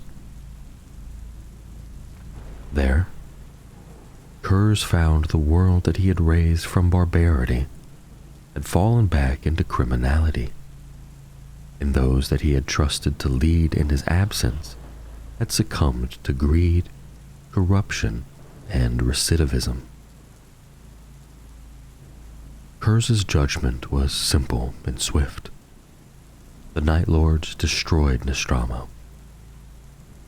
As his world died, Curs retreated into his own soul, removing himself from his Nostraman sons, whom he now despised. With this act of finality, the Night Lords lost their last tether to restraint and morality. They became not necessary monsters, but simply monsters. The 9th Legions Astartes, the Blood Angels. The beatific warriors of the 9th Legion were the sons of transformation and duality. Once the very worst of mankind, remade bright and true. Its legionaries were rage incarnate, unconstrained and wrathful. Yet they were paladins of the highest nobility. By fate's will, they were accursed. Yet by their Primarch's hand, they were blessed. They were once the basest of savages, but they rose above what they had been and stood astride the fledgling Imperium like the guardian angels for which they were named. They were the most beautiful and the most terrifying warriors of the Imperium. In war, the Blood Angels were the incarnation of the Emperor's wrath upon those who rejected the gift of unity.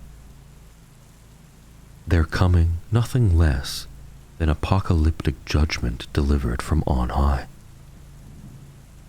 Their arrival was heralded by blazing assaults on the strongest points of enemy resistance. Descending from the heavens on the wings of fire, the Legion conquered by their preternatural fury, as well as by the dread and awe they created.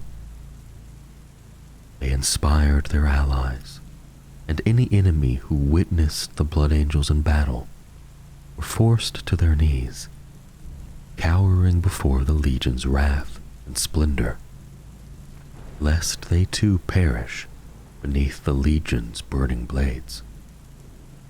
On Terra, the 9th Legion served the Emperor as an inferno, not conquering, but instead ravaging, consuming, and growing wherever deployed, a weapon that could not be directed or controlled, only endured. The 9th Legion was not the precision fulcrum upon which a battle turned. Rather, as one of the largest proto-legions, it was unleashed in mass to sweep away the opposition in a storm of brutal assaults. The Legion was deployed to the most dangerous of wars, the regions ravaged by the ratophages and chemstrains of Old Night. In the accursed wastelands outside of history's spotlight, 9th held the line, alone and unnoticed. The legend of the 9th languished during unification, but its ranks did not. Where other legions took only the best recruits and produced but few initiates, the 9th Legion took in the hordes of the dispossessed and the broken, and made them an army of angels. The Legion cast its net wide, reclaiming entire tribes of wastelanders, and trains of hopefuls followed in their wake as a cult of the reborn. The 9th claimed the mutated beasts that the tyrants of old Earth had driven out and hunted, those scarred by long generations, mired in Terra's poisoned wilds and rad zones. Yet, from such base materials emerged a breed of legions Astartes, uniformly tall and fair, their features sculpted in stern elegance. Indeed, the 9th Legion's gene strain favored the twisted and warped, and was extremely malleable and fecund compared to those of many other legions, allowing the 9th to be self-sustaining even in the most torturous war zones. During the Great Crusade, the 9th Legion would be kept from the sight of remembrancers and historiators. It was broken into many battle groups, each left for decades to pursue the most arduous of compliances on the most degenerate of human worlds. The Legion's warriors struck in sudden, overwhelming charges at dawn or dusk, usually helmetless, streaked with gore, and with fangs bared so as to unsettle the enemy. Once committed to battle, the 9th did not relent, did not retreat, and could not be stopped. Its warriors fought until the enemy was utterly destroyed, and paid no heed to the thought of mercy or the need to build an empire rather than a graveyard. They suffered heavy losses, but always bolstered their ranks from the conquered. Where others might have floundered and fallen, the 9th Legion grew stronger, rising from the ashes of defeat time and again like a blood-soaked phoenix. In those years, dark rumor followed the Legion, for in the wake of each battle, elegant forms of 9th Legion warriors haunted the field of battle long after the fighting had ceased. seeking out the choicest among the fallen, and feasting upon their flesh and blood. This grim fixation was part of their nature, for the Ninth Legion stole their enemy's power from them, absorbing their knowledge and skill and making it their own via their overactive omophagy implant.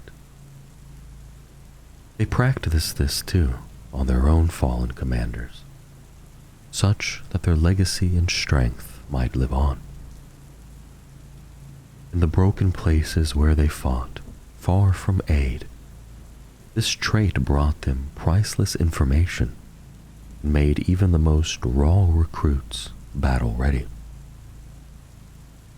Superstition and dread clung to the Legion for half a century without a Primarch to guide them, and the Ninth Legion slipped towards isolation and infamy. The Legion had been created to fight monsters alone in the darkest places, but in doing so, risked becoming even more foul than those it fought.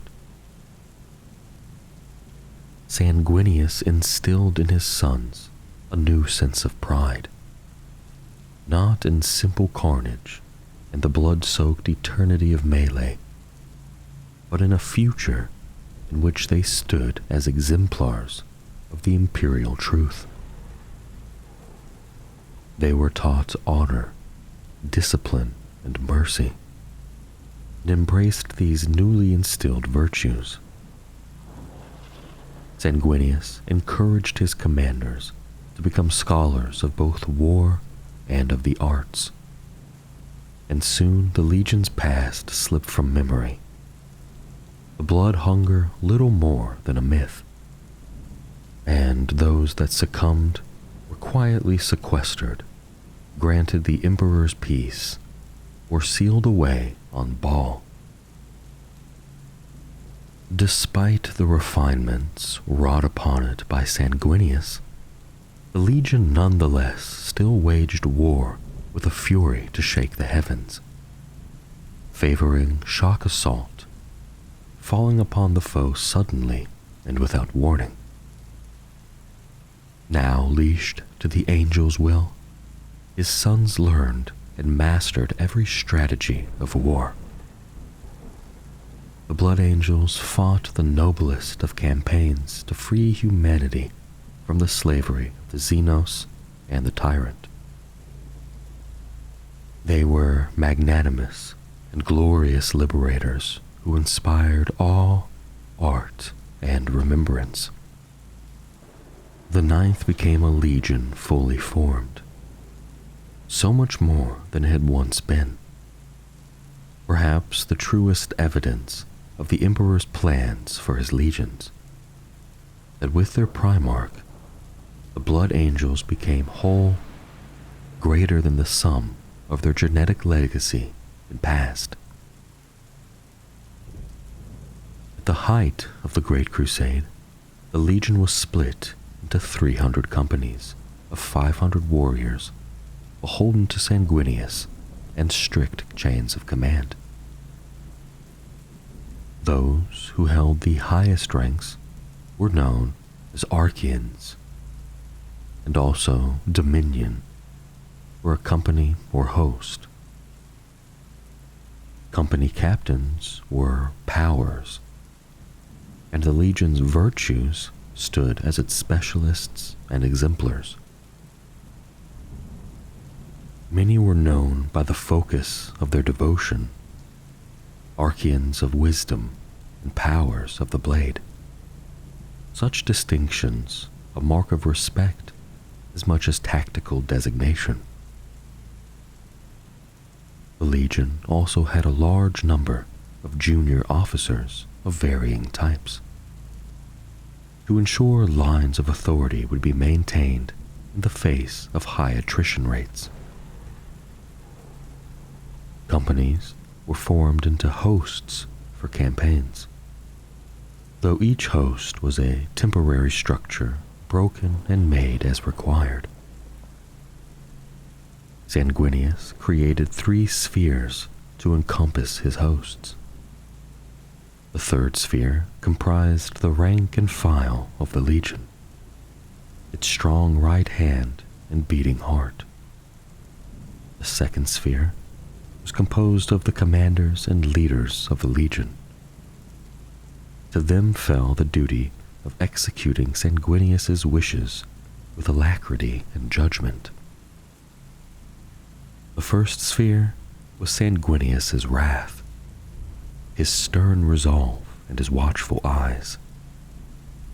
These warriors did not operate within the companies, but as servants of the great angel himself. When inducted into the ranks of the first sphere, they gave up their common names to take on angelic identities, donning masks of serenity to do the work of the Primarch without guilt or regret. Within the first sphere were the Seraphs, defenders of the Primarch's body, crimson paladins who served as the guardians of the Primarch's halls and as the shield of his will in battle. Burning eyes who were the angel's shadow agents, and the angel's tears who were his destroyers, scouring away those he decreed unworthy of being saved with dread weapons. Baal was a world long dead, reduced to ruins and rad-blasted wastes by long-forgotten wars. There, the angel Sanguinius was found, a true and beautiful being with pristine white wings upon the choking rad dust. He raised Baal's primitive mutant tribes up by his own ideals.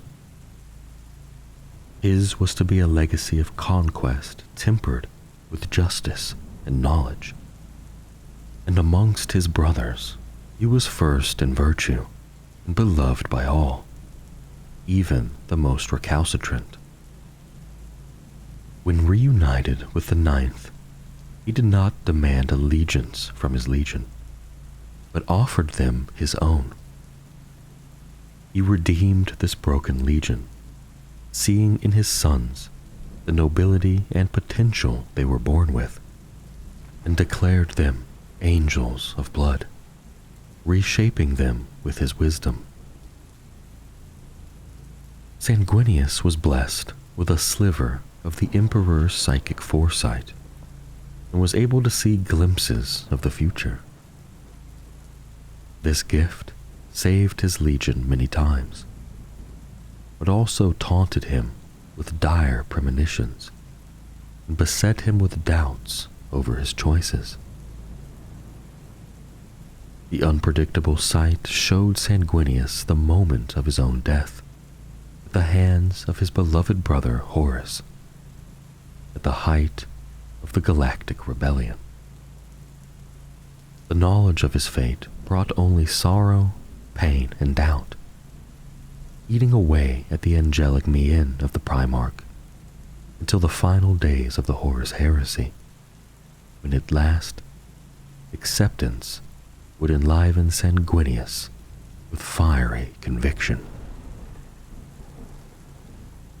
The 10th Legion's Astartes, the Iron Hands, renowned for their pride, their cold-hearted ferocity, and their utter remorselessness in battle. The Iron Hands were the hammer that had shattered countless foes in the Emperor's quest to liberate mankind from the darkness of old night. Their Primarch was Ferrus Manus, a bellicose and uncompromising warlord and peerless weaponsmith, from whom the 10th Legion took its name, and whose every command was to them inviolate law. Caught up in the machinations of the War Master's treachery, the Legion was undone by hubris and the blade of the traitor both. and paid a heavy price in the brutal slaying of its Primarch and the near crippling of its strength. Though left a shattered legion, the cold fury of the Iron Hand's bitter vengeance would afterwards be writ across the very stars. The martial history of the 10th Legion is relatively well documented. It primarily drew recruits from the warlike cultures of Old Albia, renowned for their brutality, which lent the nascent 10th a fierce warrior pride. In the first years of the Great Crusade, the Legion earned great renown for its bellicose strategies, pioneering a combined arms method of war in conjunction with the Exertus Imperialis, known as the Hammer and the Storm. This was developed and put to great use against the Xenos orcs on the planet known as Rust, but was used by the 10th Legion many times. First, the Imperialis Auxilia forces would make planetfall en masse via their brute power of their landing ships, digging into their beachhead. This was the Storm. When the enemy came to meet them in numbers almost beyond count, came the Hammer, the armored spearhead of the 10th Legion's tanks, with dreadnoughts and warriors on foot following close behind to break the enemy's back. This hammer blow earned many grand victories for the 10th Legion during the Great Crusade. The Legion gained much renown for its cooperation with the Imperial Army, its effective leadership, and its strategic prowess. The 10th went on to earn a reputation for remorseless, highly coordinated warfare, and a particular fame for successfully prosecuting set-piece battles incorporating close armored vehicle support was attributed to the Legion. As is perhaps unsurprising in so calculating and methodical a master as Ferrus Manus, the Iron Hands Legion was a highly structured military force, with numerous tactical and strategic divisions of power and organization within its ranks. The Iron Hands Legion was deliberately composed of a series of interlocking components, each with its own specialization, duties, and chain of command, beholden only to itself and its immediate superiors. Each of these components, be they Legionary Squad, Armored Vehicle Squadron, or support elements, came together first as companies. But beyond this, each company was a part of a larger grouping with its own independent command, support, and logistical network, armory, and fleet, created for a particular campaign or battle. These formations were referred to as orders and were superficially equivalent to a specialized battalion in general Legions Astartes terms, but far more concrete in composition and independent in operation. Multiple orders were then often formed into a larger single clan grouping, and sometimes units from different clans fought together within them, often as rivals for glory and achievement. Clans were notionally the Iron Hands equivalent of the chapters of other legions, but were in practice of distinct character, being patterned to a larger extent on the Medusan feudal system, and were linked to the planet's nomadic barbarian populations as recruiting bases. These Iron Hand clans were in fact pocket legions, fully self-sufficient and self-supplied, and each had a single chieftain, Iron Lord, or Iron Father to rule them by Primarch-given right. Each clan had a very real and distinct identity, and each vied against each other for glory, attainment, and for resources, as well as for the favor of their Primarch. Where a warrior of the clans failed their legion or their Primarch, they were offered a forlorn hope to be separated from their clan and serve the legion at the fiercest point of battle as an immortal, to die with steadfast courage and cold fury. The level of integration and strength the Iron Hands Legion's system manifested was extraordinary, if somewhat inflexible. Whether deployed as a single company or a full legion in scale, it was a crushing leviathan when in action, against which no foe could stand, but also, at times, brutally intractable and slow to change course through its single-minded pursuit of its starting objectives. The Legion maintained a particularly extensive and sophisticated arsenal of war engines, especially tanks, armored vehicles, and dreadnought walkers, the equal of any legion save perhaps for Perturabo's fourth. Thanks to the long-standing ties to elements of the Mechanicum and the technological aptitude displayed by many of its number, the Legion maintained access to numerous cybernetic implant systems seldom seen outside the ranks of the machine cult.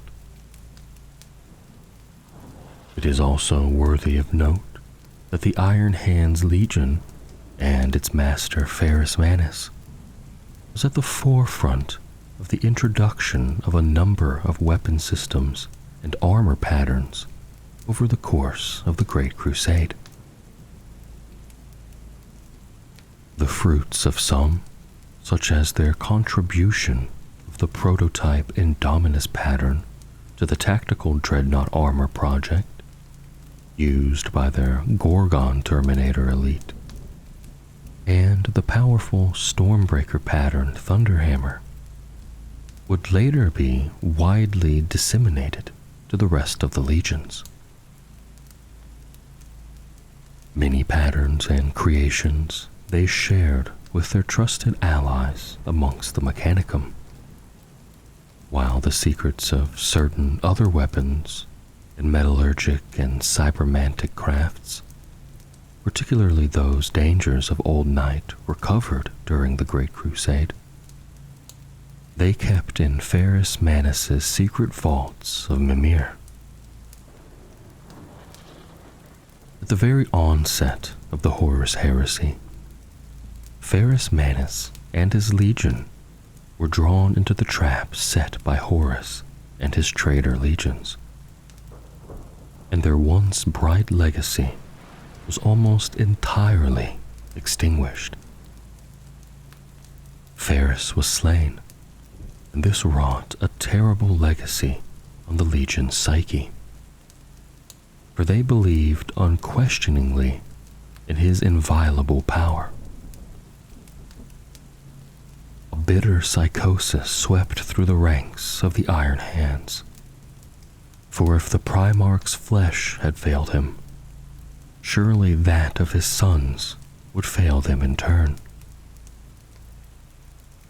Others would look to the technologies sealed away by Ferrus Manus, unleashing terrible cybernetic nanite plagues and revivifying their own dead in a process known as turning the keys of hell.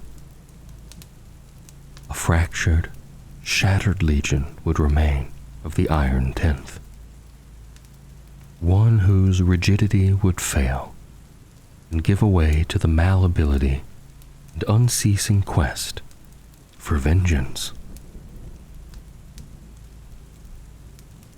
The Primarch Ferrus Manus, known as the Gorgon, and blessed with arms of living metal which gave his legion its name, was among the first of the Emperor's lost sons to be discovered. He was found on Medusa, a cold, barren realm, driven for countless generations to incessant clan warfare, through privation and hardship. Medusa maintained a great deal of mechanical and technological lore, though it was little understood by its superstitious denizens. Ferrus Manus displayed an uncompromising intelligence and aptitude towards mastery of technology and the forging of Medusa's sciences, and rose quickly to prominence to unite the clans.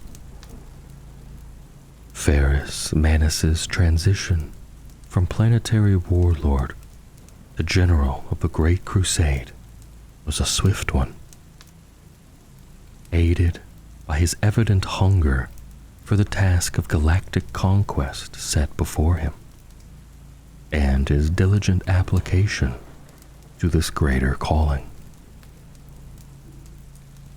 When reunited with his legion, he took command of it body and soul, renaming it and remaking it in his image. The Primarch assessed the 10th with a precision and intent with which an artisan might deconstruct a mechanical chronograph, reconfigure its components, and reassemble it in a fashion more to his liking. Ferrus Manus and his legion cared little for the minutiae and bureaucracy of the Great Crusade. They saw their task as a clear one: to expand the borders of the Imperium and to destroy its enemies, nothing more. They disdained the politics of the imperial court and the pursuit of glory as petty trifles, and left the task of rebuilding what they had shattered to those better suited to the task. When once asked of his legion's role in the Great Crusade, Ferrus Manus is held to have simply stated, "Make war and move on, and again, until nothing breathes which stands against us." The 12th Legions Astartes, the World Eaters. The 12th Legion were monsters long before Horus's rebellion. Of all the Space Marine legions of the Great Crusade, none were so savage and dreaded. They were the hounds of war that brought death as beasts, butchers, and madmen. The merest whisper of their coming could quell rebellions and send armies to flight in terror. Tales of their predations and massacres were numberless, and their reputation was well earned. In their early days, they were an unrelentingly macabre but disciplined fighting force, which knew the virtues of tactics and weapons and could adapt to meet any foe. These warhounds retained martial nobility beneath a film of gore. Under their Primarch, and later during the Age of Darkness, the World Eaters were stripped of what little remained of their restraint and humanity, becoming the basest weapons of war without nuance or wisdom. Their coming meant only brutal extermination by chain axe and bolt shell, and worlds drowned one by one in the blood of their inhabitants.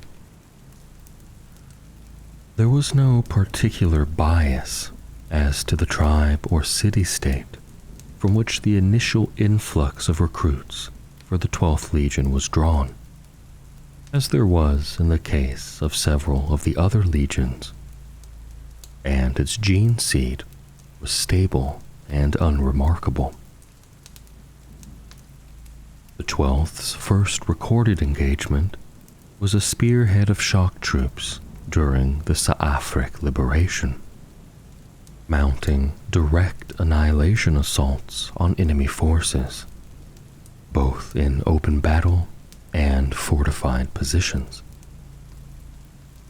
After its initial battles and proving its mettle, the nascent legion was largely held in reserve by the Emperor during the latter unification wars and through the reconquest of the Sol system.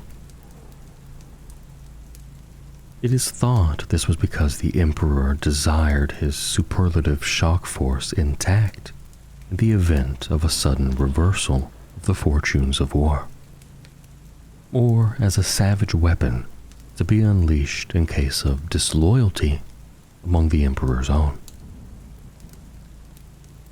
During this time, the 12th was kept in a state of constant readiness, training relentlessly and steadily growing in numbers, always straining at their leash to be loosed. On those occasions during the Great Crusade, when the Legion was sent to war, it performed with almost gleeful savagery, tearing apart whatever enemy it was given to, without mercy or falter, regardless of its own losses and heedless of risk. Such was their tenacity and courage as a fighting force that the Emperor dubbed the 12th Legion as his Warhounds, a title that others may have seen as a slight, but which the Legion was honored to hold.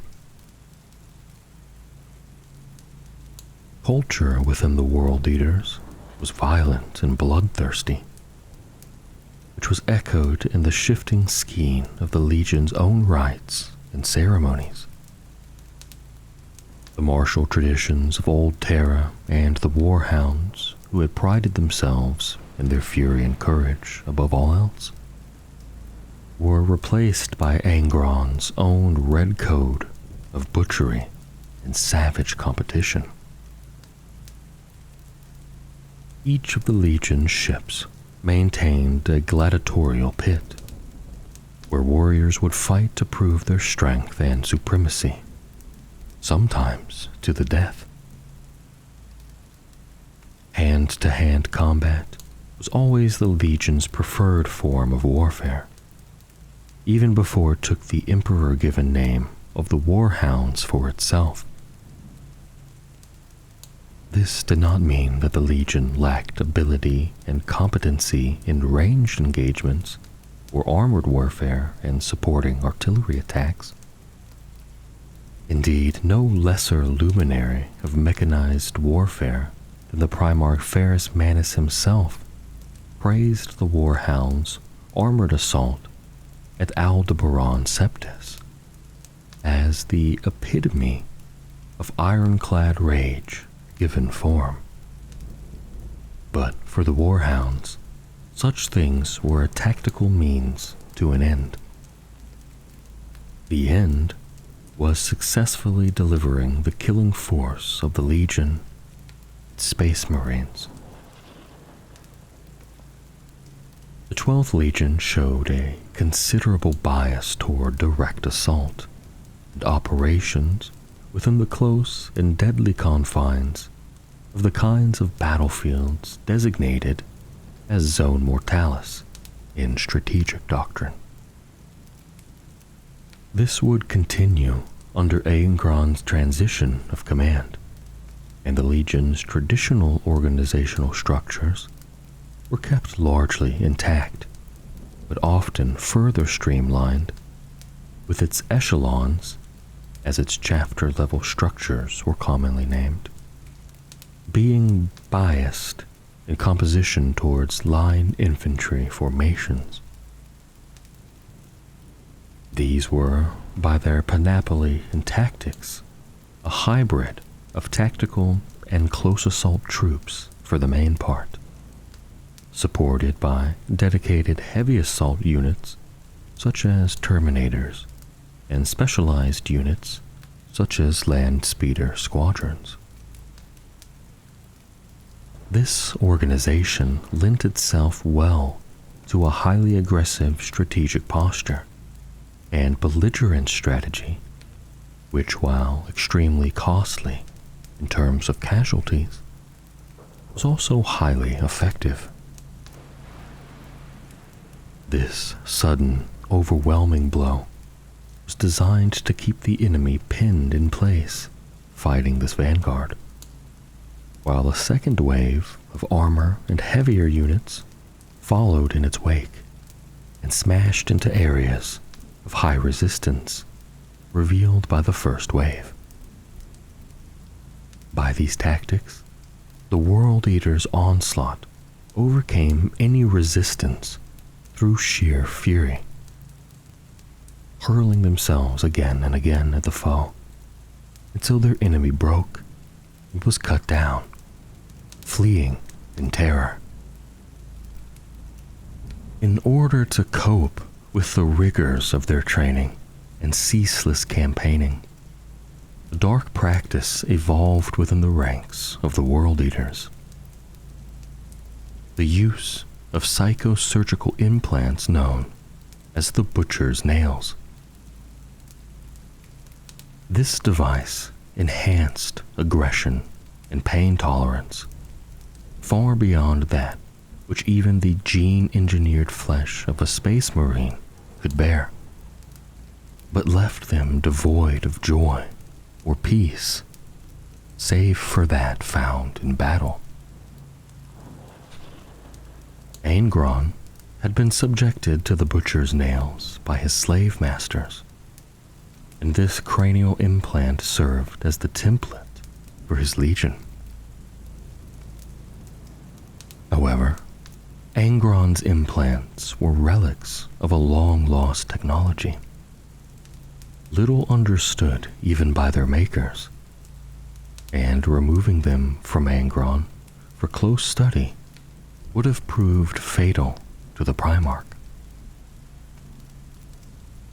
Indeed, they appeared to be slowly killing the Primarch, and his mental state and self-control deteriorated, leading him to sacrifice his legion in ever more callous ways. Because of this, early attempts to duplicate them by the combined efforts of the Legion's Tech Marines and Apothecaries appear to have been far from successful, and resulted in high rates of mortality and irrecoverable homicidal frenzy on test recruits. However, as time progressed, viable technology was replicated and steadily improved, and entire newly formed companies of recruits were implanted, as well as existing World Eaters who volunteered for the dangerous operation.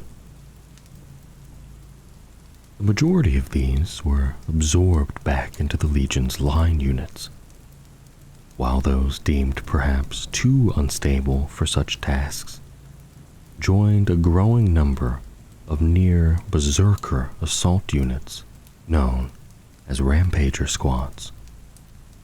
And within these, those too far gone to be anything but restrained between battles simply became known as the Butchers, a frightening portent of what was to come for the Legion.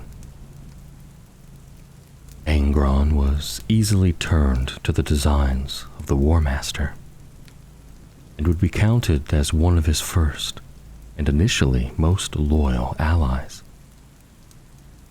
A vision of blood, he cut a terrible path through his own legion at Istvan III. And when at last he was done, the World Eaters were dedicated utterly to the War Master's cause. Most stories told of Angron's early life cast him as being discovered at a young age upon an unknown world. Those that found him were in service to a decadent and vicious ruling elite, for whom human blood sport was the greatest art and principal entertainment. It was to these murderous games that the young Primarch was bound by the slavers and gladiatorial masters. In time, he became a killer the likes of which they had never before seen. Angron, the Lord of the Red Sands. Angron led a rebellion against his masters, the culmination of which took place as the Emperor arrived above his world. The Emperor had watched with pride as Angron had led his outmatched revolt, but chose to intervene. Upon offering Angron a place by his side, the Emperor was refused. Angron had sworn to live and die with his followers and could not tolerate a new master. The Emperor, however, would not accept this, and forcibly teleported the enraged Primarch away from the slaughter. Angron would never forgive his father, for without the Primarch's leadership, the slave uprising failed, and his compatriots were mercilessly slaughtered. When reunited with his legionaries, Angron first saw them as enemies, killing many before understanding their nature and their devotion to him. And when he finally accepted them, he promised them a crusade sated by bloodlust, and that they would eat worlds together. To his legionaries, the mutilated, bloody, reeking, wrathful figure that now stalked among them as their master swiftly became a kind of savage messiah, a greater warrior than any had known, an exemplar of a brutal ideal of honor and combat that sang to their souls. Angron became to them their first master, displacing for many the loyalty they had once only given their emperor, becoming their judge, their general, and a conqueror whose banner they would follow into the depths of hell itself. The 13th Legion's Astartes, the Ultramarines. The Ultramarines stood as one of the most powerful military forces in the Imperium, with an active fighting strength in the region of 250,000 legions Astartes, a sector-spanning domain under its overlordship, and an unparalleled supply and training infrastructure that allowed it to withstand losses that might cripple other legions. It would be the legion's very strength and the power it could wield that would make it a prime target for the traitors' conspiracy and bring ruination to the 500 worlds of Ultramar. The 13th Legion drew its first initiates from areas as diverse as the sub-equatorial Megalev clans on Panpakaro, the war families of the Saragon Enclave, the proud Mid-Afric Hive oligarchy, and, most latterly, the anthropophagic tribes of the Caucasus Wastes. As varied in culture and origin as these groups were, they all had one factor in common: their violent and often bitter resistance to the later stages of unification. A resistance broken ultimately in each case not by negotiated surrender, but near annihilation. It was this which led to the first informal cognomen by which the 13th Legion was known by the forces alongside which it served: the Warborn. In the Legion's recruits was found a unique balance of aggression and restraint, discipline and determination, which rendered them supremely suited for joint task force operations and cross-theater warfare. The Legion also gained significant success in independent operations, where it took direct command of secondary support forces of the Imperialis Auxilia, whether the professional and elite regiments of the Solar Auxilia or the Terran regiments of the Old 100.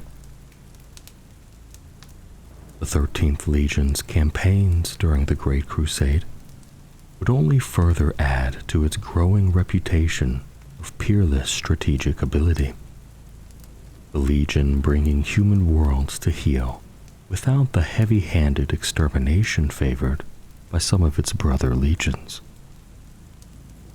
In fact, the warriors of the 13th avoided battles of attrition and prided themselves on achieving strategic goals with the minimum expenditure of life.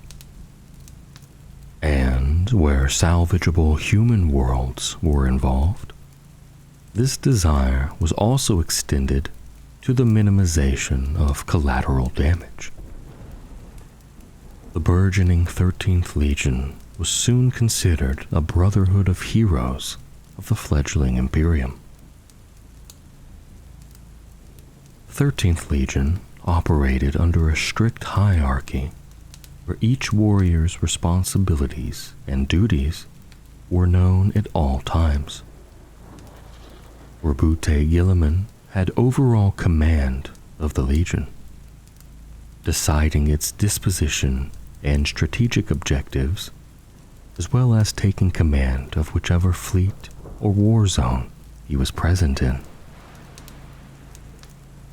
Beneath the Primarch were the chapter masters, each of whom led approximately 10,000 warriors, and a contingent of Ultramar's Void Fleet.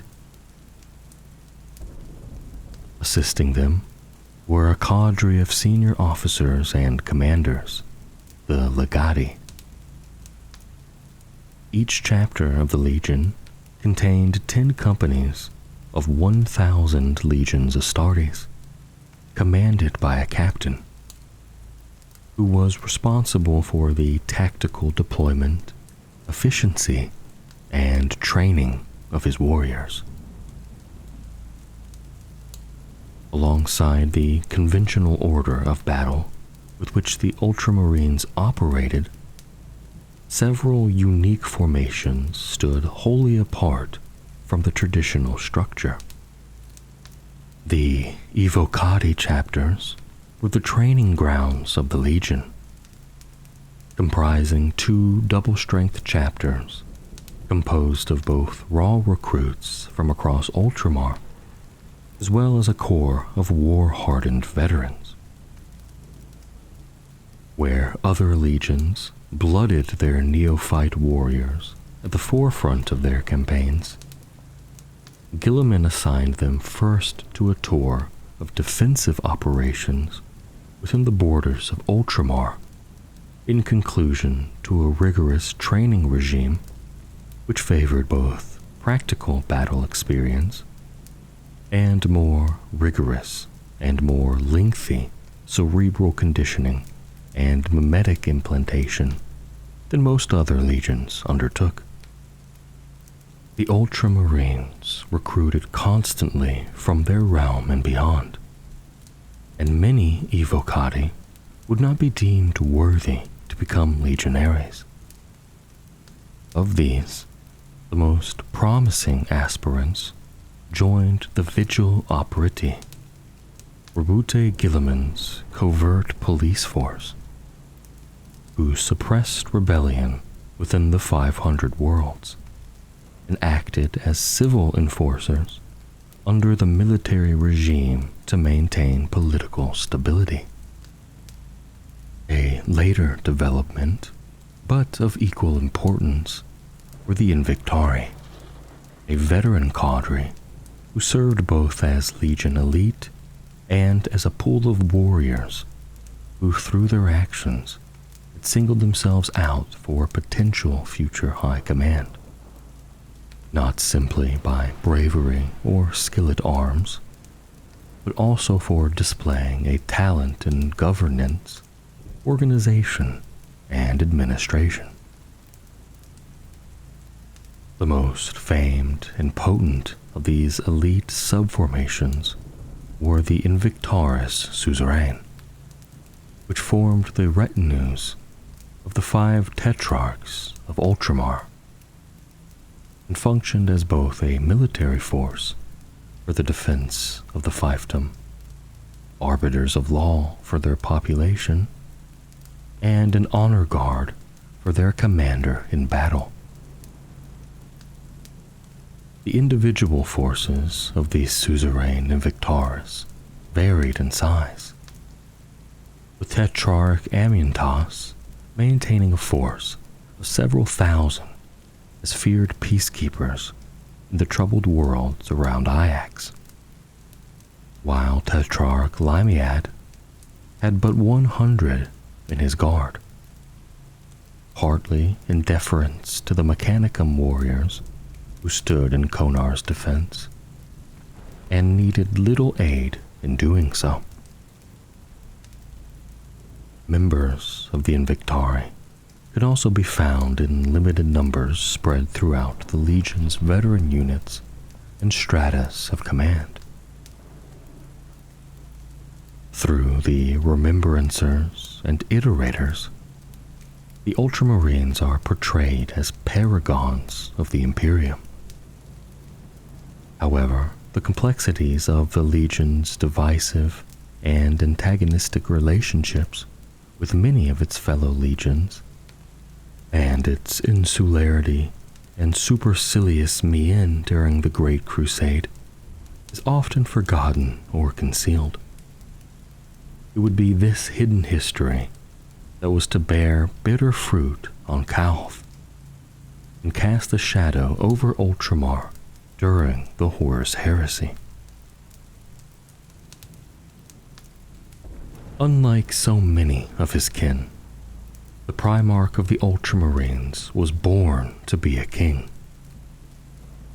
The adopted son of Konar Guilliman, from whom he took his name, rose quickly to prominence on Macragge. A cold and forbidding planet, Macragge was nonetheless a place of wondrous natural beauty, and bred a hardy and proud people. In years to come, it would become the heart of the Ultramarines' Eastern Empire, and its people would fill the ranks of the Legion's battle companies. By the time the Emperor was reunited with Rabute Guilliman, the Primarch had already transformed the world on which he found himself, and was looking beyond the horizon to expand the reach of his armies. From Rebute's ambitions and desires, the realm of Ultramar was created. A human empire like few others in the galaxy, with hundreds of worlds experiencing an unparalleled time of peace and prosperity under his stewardship. An obsessive strategist and administrator, Rebute Gilliman possessed a powerful analytical intelligence, as well as a talent for statecraft and a macro organization of staggering potential. As swiftly as he put his plans for Ultramar into action, he embarked on the root and branch reorganization of his legion.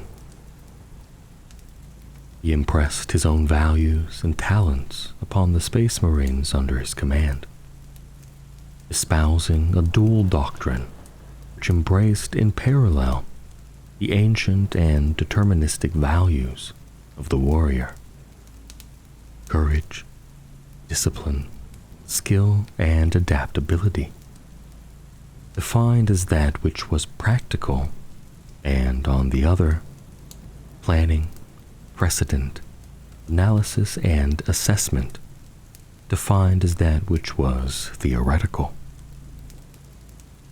Both were of equal weight and value, one complementing and informing the other, blending together as the metals which made a fine blade. This became the Legion's doctrine and its creed, developed over the course of the Great Crusade, and later codified by the Lord of Macragge in his magnum opus, the Codex Astartes. The 14th Legion's Astartes, the Death Guard. The warriors of the 14th Legion were the implacable heroes of unification. They were stalwart fighters who made endurance under fire the noblest of pursuits, ever overcoming the most nightmarish foes in the most inhospitable of war zones. Their ordinal was synonymous with resilience and unshakable courage, for unflinching determination and victory by any means. They cast down alien tyrants and warlords across 1,000 worlds and more, consigning scores of bellicose Xeno strains to extinction. Few legions had beginnings as glorious as the Death Guard, nor ends as tragic. From heights of splendor, the Legion and its warriors became the very thing they once fought tirelessly against: inhuman, unrecognizable, and soulless monsters of the dark, the very stuff of nightmares. The main bulk of the Gene recruits for the 14th Legion were drawn from the warlike clans of Albia, and it was the traditions of those feared warlords which shaped their character. These earliest warriors were of especially stoic temperament and showed a Genecraft aptitude for operating in the role of heavy infantry. They were experts at survival and endurance, and quickly gained a reputation as relentless and disciplined fighters. In defense, they were stubborn and indefatigable, able to stand unwaveringly against the heaviest weapons fire and hold their position to the last living body and bolt shell if needed. In attack, they systematically destroyed a given target, crashing upon an enemy, excelling in close-range firefights and bloody attrition. The Legion favored the old Albion tactic of conducting major ground attacks at fall of night, when the shift of light confounded an enemy's watch, and gathering darkness would shadow an advance across open ground, earning it the name of Dusk Raiders. Such was the Legion's reputation during the Unification Wars and the Great Crusade, that foes given the ultimatum of attack by the Dusk Raiders would often waver in their resolve, and their defenders would melt away as the coming of darkness drew near. As relentless as they were in attack, the Dusk Raiders were known to be honorable opponents as well. Such honor extended only to worthy human foes, however. To the degenerate, the mutant, and the alien, no mercy was given. And when destruction was called for, nothing would stay the Legion's hand. The Dusk Raiders fought unwaveringly in the Great Crusade for almost a century, becoming self-reliant and taking a quiet, stubborn pride in their many martial triumphs.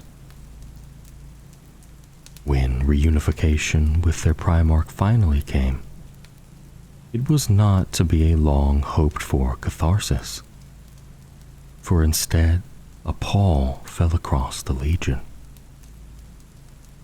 Under this shadow, the Dusk Raiders were broken down, and only the Death Guard remained. The Death Guard fought tirelessly in the pursuit of the liberation of mankind, displaying a fervor the Great Crusade had never known. Mortarion carried an unshakable determination that mankind should be freed of oppression and terror, and that victory, earned without restraint, limit, or mercy, was justified. Nor did he balk in the face of horrific rates of attrition. This was Barbarus's bleak creed of war. The Legion's restless and indomitable fleet plowed the cold void from one campaign to the next, resupplying in transit, never pausing but to make war. Its warriors did not garrison nor build. They only tore down and slew, coldly, determinedly, and with the inexorable progress of a contagion or a tsunami wave, and worlds fell before them. The Death Guard cared little for heraldry, badges of honor, or emblems of rank. Instead, their armor was decorated with the damage of battle itself, marks of their endurance. As the Great Crusade wore on, the Legion's appearance became increasingly sinister, as did its reputation. Strange rituals of inhaling or imbibing toxins became commonplace. The Legion's Librarius was disbanded thanks to Mortarion's hatred of witchery, powers wielded by the erstwhile masters of Barbarus. And Mortarion spoke adamantly against Legion battle psychers at Nicaea. Legion also did not balk from the use of widely hated alchem weapons and rad munitions, regularly consuming planets and phosphex fire and expunging life with viral payloads disdained by the rest of the Imperium. Soon, stockpiles of these weapons of last resort were the reserve of the 14th Legion, its cruel master dealing death and devastation through entire star systems with impunity. The Great Crusade had set out to save worlds, however, not to destroy them. And by association with these weapons, the Legion was consigned to dark corners and only the most nightmarish of campaigns. Mortarion possessed a razor-sharp intelligence and a flair for organizational simplicity and efficiency. The Death Guard fought as one body, often led from the front by their Primarch. Obedience and order was absolute and expected, and a clear and unbroken chain of command ran like blood in the Legion's veins. No formal heraldry was maintained. The only ranks outside of highly specialized roles were those of the commanders of the 7 grand companies and their subordinate captains and sergeants. When an officer died in battle, his successor stepped in his place swiftly and decisively, without need for orders. And so the Legion's chain of command was seamless, even under the heaviest losses. The Legion was fundamentally organized around infantry, with each warrior of the Legion on foot carrying the utilitarian panoply required to fight anywhere, hold any ground, and destroy any enemy with resilience and resolve. Individual Space Marines were equipped as well as possible to operate for extended periods without resupply or support if needed. Carrying a combination of bolter and close combat blade, broad trench daggers, and even the slashing heavy kukra and war scythes of Barbarous. These simple but brutal and efficient weapons were the hallmark of the Legion. The Legion lacked extensive elite units, with only a few exceptions. It made heavy use of dreadnoughts and units equipped with Terminator armor. The Death Shroud were singled out by Mortarion for their skilled arms and their proven endurance. They formed Mortarion's silent bodyguard, and at least 2 of their number remained within 49 paces of their Primarch at all times.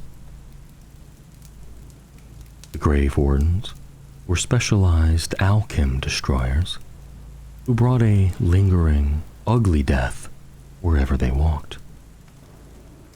However, such units were seldom seen in mass in the Death Guard's battle ranks. For Mortarion believed that even a single powered armored legionary could kill a world, given enough time and endurance. Barbarous, the world on which the young Mortarion fell, was sinister and lethal. Its colossal mountains perpetually shrouded in poisonous fogs that could strip flesh from bone, while the valleys far below were a realm of perpetual gloom. It was the domain of savage, alien overlords who ruled over an entrapped and preyed upon human population as cruel and terrible gods. Mortarion was captured as an infant and trained by the most terrible of these overlords to become a living weapon. Eventually, escaping his prison, Mortarion learned that he was kin not to the monstrous beings which held him captive, but to the humans they preyed upon.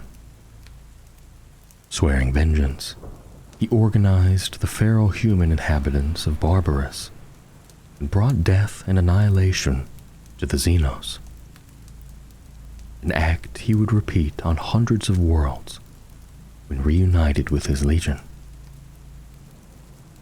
Mortarion was a towering and silent figure, his flesh gaunt and pale, and his black eyes hollow and haunted from the waking nightmare he had lived.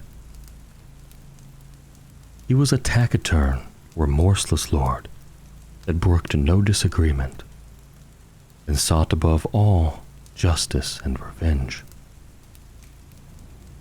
To the Dusk Raiders, the very graven image of Terra's Grim Reaper came before them as their new master. His words to them were simple and delivered in a harsh whisper that nevertheless carried to each and every one. You are my unbroken blades, my death guard. By your hand shall justice be delivered, and doom shall stalk 1,000 worlds. And with that, the Dusk Raiders were no more. The 15th Legion's Astartes, the 1,000 Sons. Betrayal is a child of many sires. Power, hate, vengeance, shame, guilt, bitterness, viciousness, callousness. All have played their part in the fall of those who turned on the Emperor. But to this list, 2 more must be added: hubris and blindness. While other legions walked into infamy at their own choosing, the 1,000 Sons were plunged into that state. First, by their own pride. Second, by the treachery of those who they trusted. And third, by the Imperium itself. The 1,000 Sons were a Space Marine legion bound up with occult lore, mysticism, and the otherworldly powers of the Psyker. It was these esoteric arts of war that made it one of the most formidable legions, but also one of the most distrusted, and it would eventually see it subject to the Emperor's judgment. Tainted by mutation and touched by the warp, the fall of the 1,000 Sons seemed certain in retrospect, but that certainty is false. Another path might have waited for the 15th Legion, had fate not been so cruel.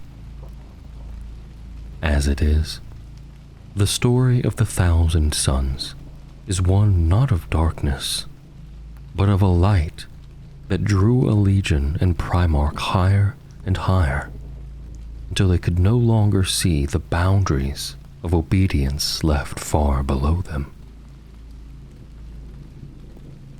The 15th was among the last in line of the creation of the Legion's Astartes.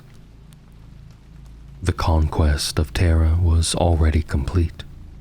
Luna had fallen, and the firstborn legions had started to bring the rest of the Sol system to heel. It was a time of transition, a time of endings as well as beginnings. And into this time, the 15th Legion were born. Strange portents and ill omens surrounded the creation of the Legion. Its aspirants would be free from flaw, drawn from the Archaemenid Empire, the enclaves of the Fire Lords of Aus, and the Kashai domain on Terra, realms known for the stability and ancient purity of their bloodlines. In the first years of the Great Crusade, the reputation and strength of the Legion grew at an accelerated pace. It It reaped multiple victories, and often fought alongside brother legionaries, being held high in esteem by even the savage 6th and iconoclasts of the 17th legions. A decade after the Great Crusades spilled beyond Sol, the first of the Thousand Sons began to openly manifest potent psychic abilities. These, it is thought, were the results of an aberration in their gene seed, which heightened psychic ability and unlocked even latent sensitivities to the warp. These abilities would further shape the Legion, giving rise to some of its most notable warriors, but also introducing instability and mutation into its ranks in the form of the so-called flesh change. This horrific and fatally degenerative mutation was triggered by loss of control while channeling psychic power, and afflicted the Legion in great numbers until its rising strength of tens of thousands was reduced to a mere 1,000 legionaries. The flesh change was a closely guarded secret of the Thousand Sons, and though mutation was far from uncommon in the galaxy, its link to the rising psychic powers of the Legion did not go unnoticed. The condemnations and calls for the Legion to be expunged for its impurity grew in intensity and strength as the Thousand Sons withered. Fate, however, had different plans for the Legion. In remaking the Legion, Magnus created the Prosperine cults. Each cult specialized in a single strand of psychic power, and every psyker of manifest power within the Legion belonged to a cult which mirrored their foremost ability. The Pavoni concerned themselves with the interactions of the etheric and living flesh. Biomancers, they were flesh shapers and remakers, and their initiates could channel the powers of the warp to harden their flesh against damage, boil the blood of their enemies, and even to heal the flesh and bones of their own bodies.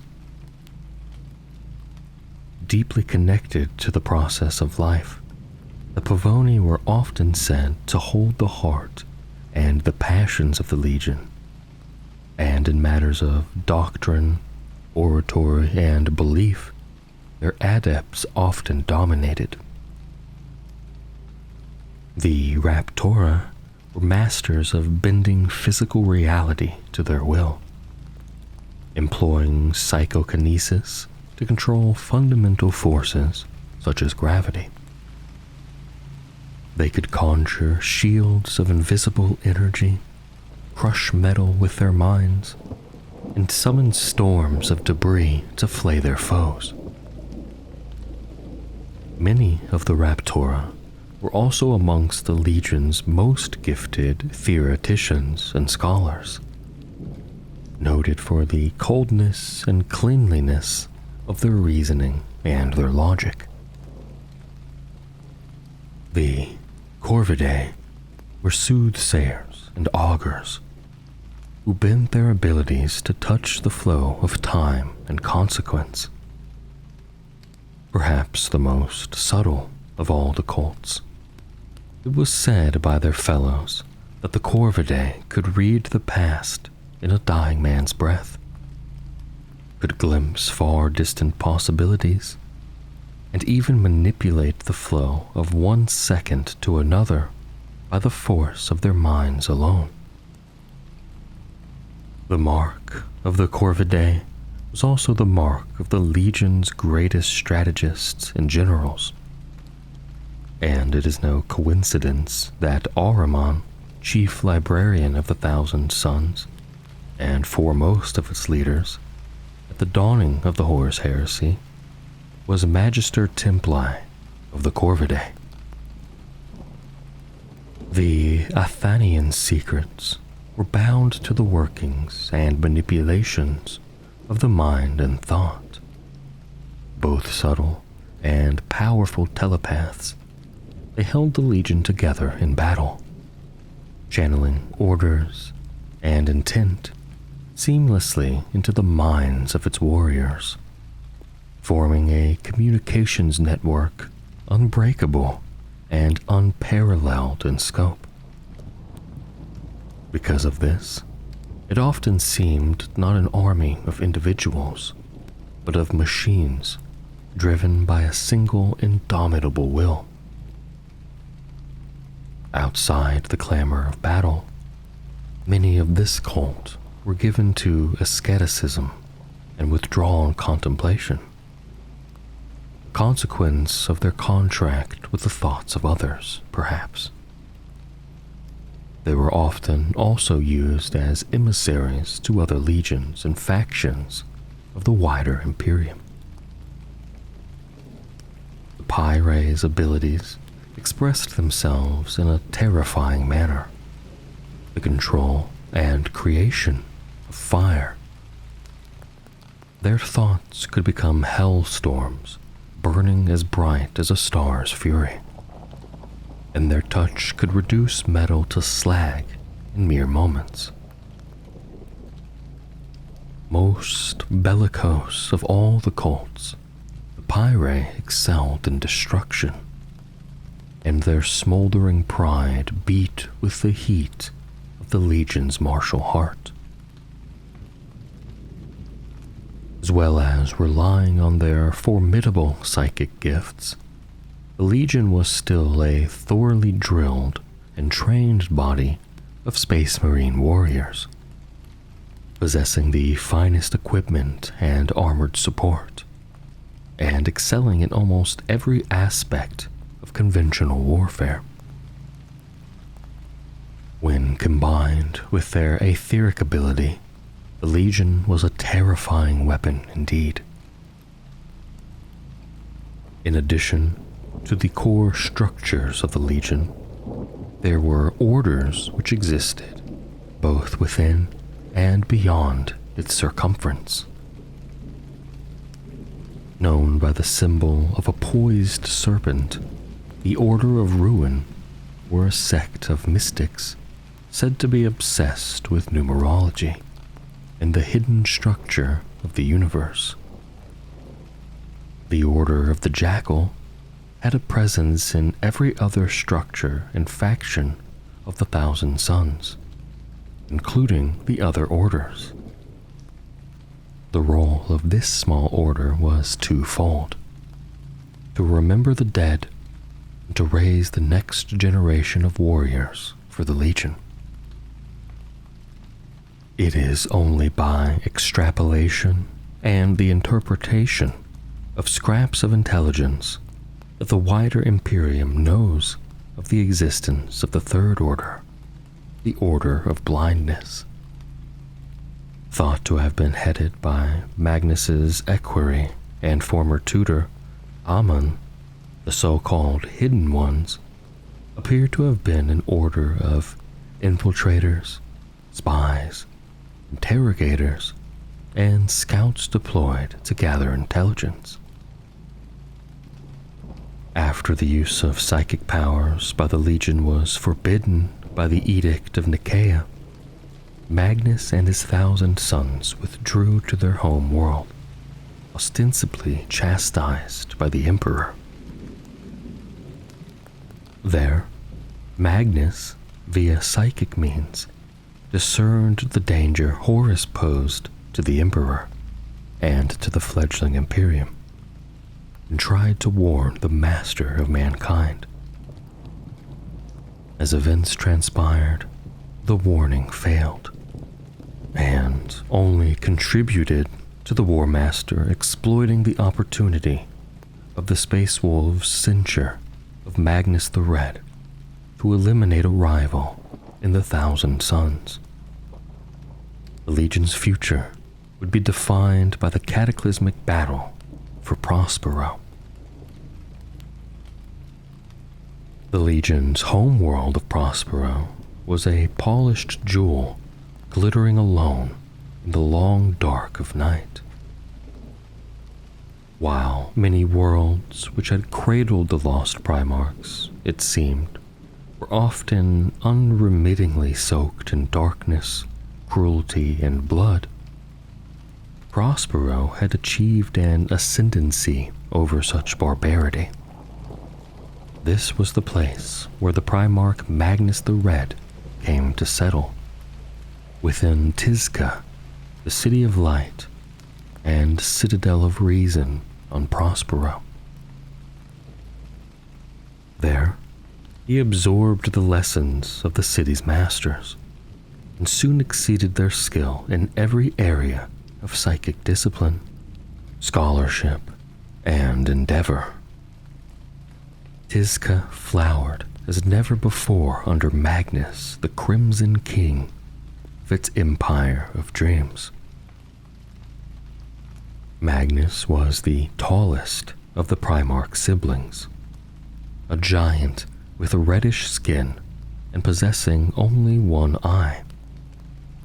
He was erudite and considered in his manner and rhetoric, earning a reputation for wisdom among his brothers. He was also an extremely potent psyker, second only to the Emperor in power. Magnus reunited with his legion at the critical moment as it was overcome by the flesh change. Only his vast intellect and power as a psyker allowed him to save his legion from certain doom. He turned all of his power, lore, and learning to discovering a way to lift the curse which was killing his sons. And though he was successful, his cure came at a great cost, and the Legion was forever changed by his hand. The 16th Legion's Astartes, the Sons of Horus. The Sons of Horus were made by fate the scions of heresy, the sons of the arch-traitor, and alongside their sire, first in infamy, and their name would resound as a curse throughout the scattered and war-torn realms of humanity.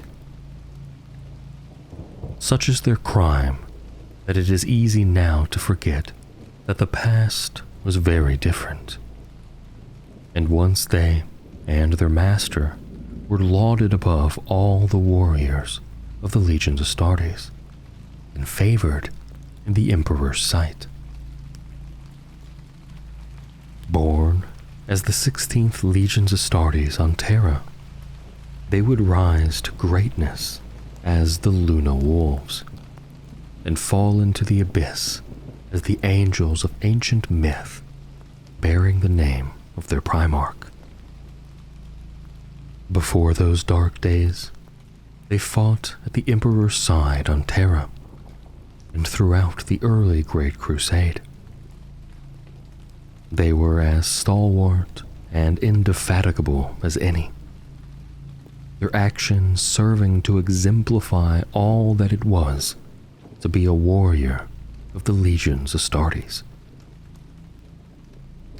Brutal, ruthless, and unwavering, but also honorable, and once loyal beyond question. Their history is the history of the ambition of the Imperium itself, and the flaws that broke its dreams of unification and glory asunder.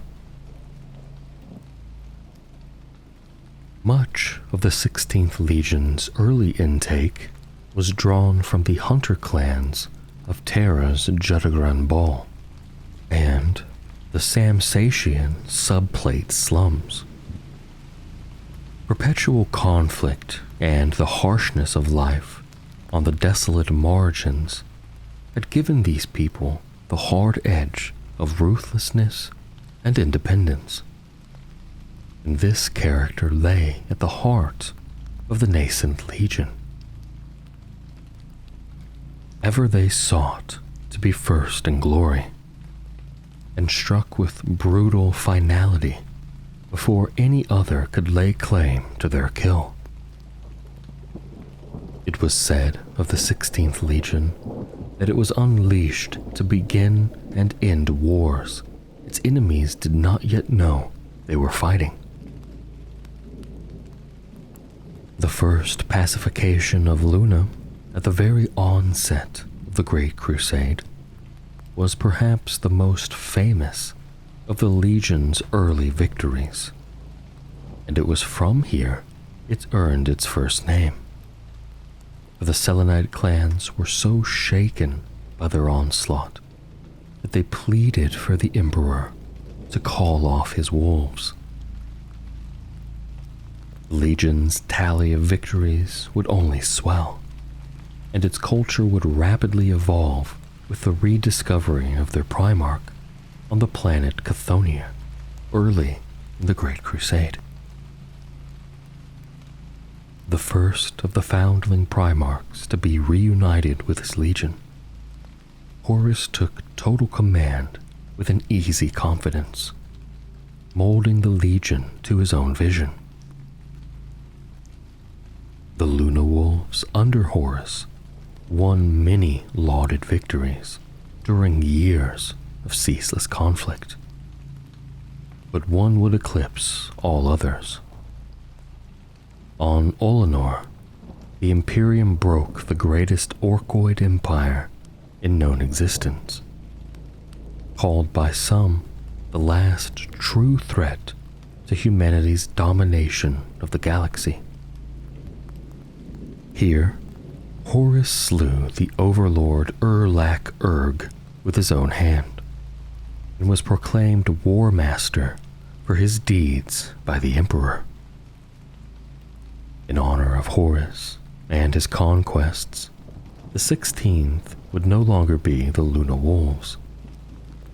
Their armor would be readorned in the cold green of a sea in storm. In place of the crescent moon and wolf's head, a single unblinking reptilian eye would stare from their pauldrons. Reborn, the sons of Horus had risen with their father to an unrivaled height, recognized without exception as the first in glory amongst all of the legions Astartes. As the personal legion of the War Master, the 16th Legion was rarely absent from the forefront of the fighting, and its doctrines and tactics reflected this method of warfare. It excelled at the application of precise force against a specific weakness, its warriors favoring close-range fire saturation and landing the killing blow on a downed, outnumbered foe, a tactic drawn from the brutal gang traditions of their adopted world, Chthoniya. To facilitate this means of warfare, Horus preferred to avoid numerous layers of fixed organization. Instead of a formal structure, he would group companies and individual units together as required for the execution of a particular campaign. The commander of such a formation would usually be a senior captain. If the formation was especially large, then other captains would take on the role of lieutenants to the overall commander until the completion of the campaign. These formations rarely had formal titles, but the Sons of Horus commonly referred to formations intended to prosecute a rapid assault as spear tips. In eschewing formality and fixed structure above the basic level of the company, Horus demonstrated his pragmatism and his preference for waging war with judged precision. Within the Sons of Horus Legion, squads commonly had their own honorific or epithetic titles, rather than simple numeration. Illuminators Prime, Deathmakers, Jarox Reavers, the First Sons, and similar, while some were named for the sergeant or chieftain that led them, where their leader's own reputation was strong enough alone. Many of these titles betrayed the culture of Chthonian gang honors, the tradition of reputation and internecine warfare. This had, over the years, grown steadily stronger within the rank and file of the Legion's intake. One avatar of this increasing influence was the late re-emergence of Chthonian gang sigils graven into a particular Space Marine's armor, recording notable kills and deeds, as well as to which company they belonged. Practice which accelerated rapidly after the Legion had transitioned into its identity as the Sons of Horus. This transition marked not so much a new open brutality in the Legion, but a factor that had always been there and had become more visible as the Legion's panoply finally began to shrug off much of the influence of ancient Terra. In the final days of the Great Crusade, the white of the Luna Wolves turned sea green, then darkened further to a murky green-black, as the Sons of Horus further cast off the disciplined Terran traditions of warfare and heraldry, and erred in pride and growling malice towards the dark heart of Chthonian and its traditions of gang fiefdom, blood pride, and merciless, incessant conflict. The Sons of Horus have also been documented as the first legion to foster warrior lodges, those most secret societies of like-minded battle brothers. Though they venerated no god or occult principle, the ritual and secret elements of the warrior lodges did not fit with the ruthless rationality of the imperial truth. Frowned upon but tolerated, the lodges persisted and flourished. They survived in part because many saw them as relatively harmless, and in part because they promoted fellowship within and between legions. It was a misjudgment that would have consequences that few could imagine, as they were corrupted by dark powers to act against the interests of the Imperium. Ultimately, it would be the Sons of Horus and their Primarch which tore the galaxy asunder. Once a world of riches colonized in the lost past, Chthonian had been gutted over thousands of years and left a hollowed-out carcass. Death came easily, and its people were grim and savage as a result. But from this barbaric world would rise the greatest general the galaxy would ever witness, Horus Lupercal. Contradiction and omission tarnishes all accounts of Horus's formative years, For every grain of truth as to his origins, there are a dozen legends and myths. The great leader himself only adding to the tally. It is believed he was the first of the Primarchs to be found, and spent long years alone with the Emperor before his father's attentions were split between his Primarch brothers. One thing remains without question, and that is that both before and after the War Master's fall from the light, he remained a superlative leader, master tactician, and peerless orator, the like of which the galaxy had not seen before, nor has borne witness to since. Many say he was second only to the Emperor himself in charisma and will. As War Master, Horus was a peerless diplomat in general, able to convince any of his brother Primarchs to the justness of a cause for which he desired their allegiance. To mortals, he was a demigod whose majesty alone cowed Lord Marshals, though he was never accused of abusing his own majesty, instead always debating strategy in equal and open discourse and respecting the views of those around him. Always, Horus would be seen in good humor, surrounded by his brother Primarchs and Imperialis Auxilia advisors. It was the great tragedy of the age. The Emperor's favored son would fall to darkness and treachery. The spark that gave fire to the rebellion in Horus's heart must remain a mystery which can never be perceived by mortals.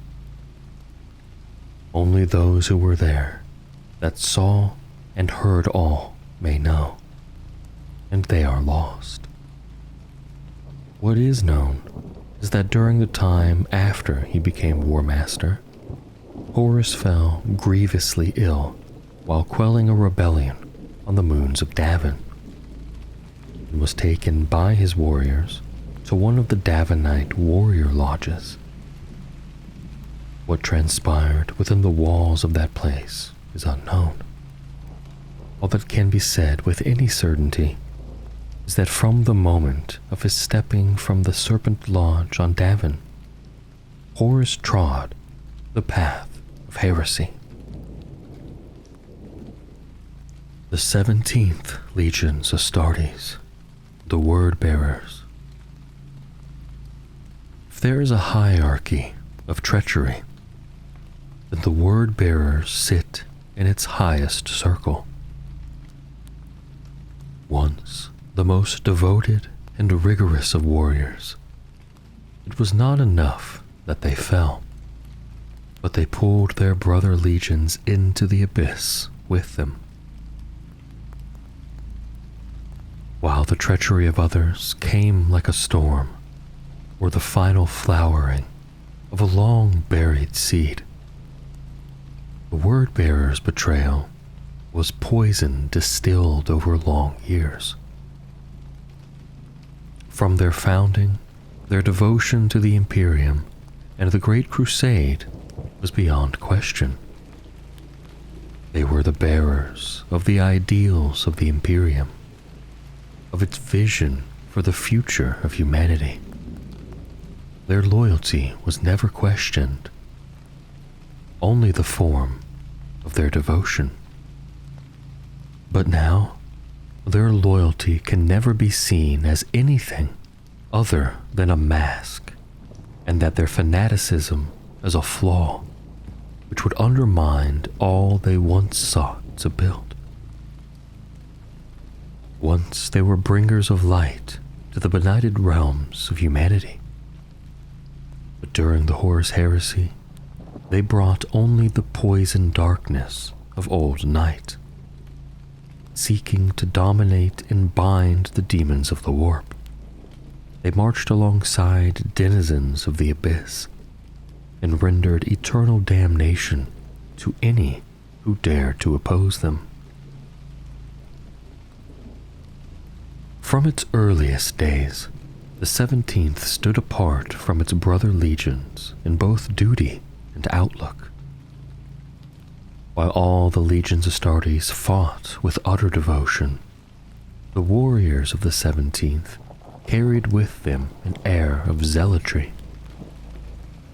Recruited from the sons of exterminated foes, they were trained and raised to know the crimes of their forebears and the price of mercy both.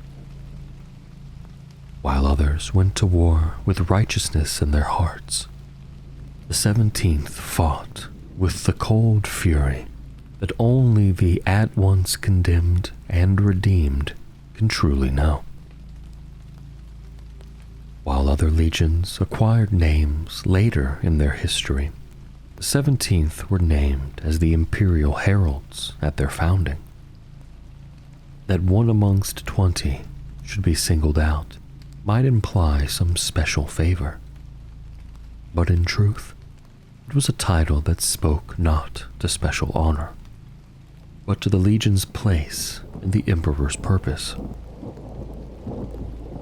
Where enemies stood against the Emperor because of their belief in gods or superstitions of old night, it would fall to the 17th to deliver the Emperor's ultimatum: recant or be destroyed. Once they had conquered, the Imperial Heralds would seek out works which spoke of the power of sorcery, false gods, and irrationality. They emptied libraries, dividing the contents into truth and falsity. Idols and the trappings of worship would be cast down and pulled from temples and shrines. It was a pattern they repeated across ancient Terra, earning themselves a second name. Few spoke of the 17th as the Imperial Heralds. To their brother legions and the peoples of the newborn Imperium, they were the Iconoclasts. The Legion followed much of the structure of the Legions Astartes during its earliest incarnation.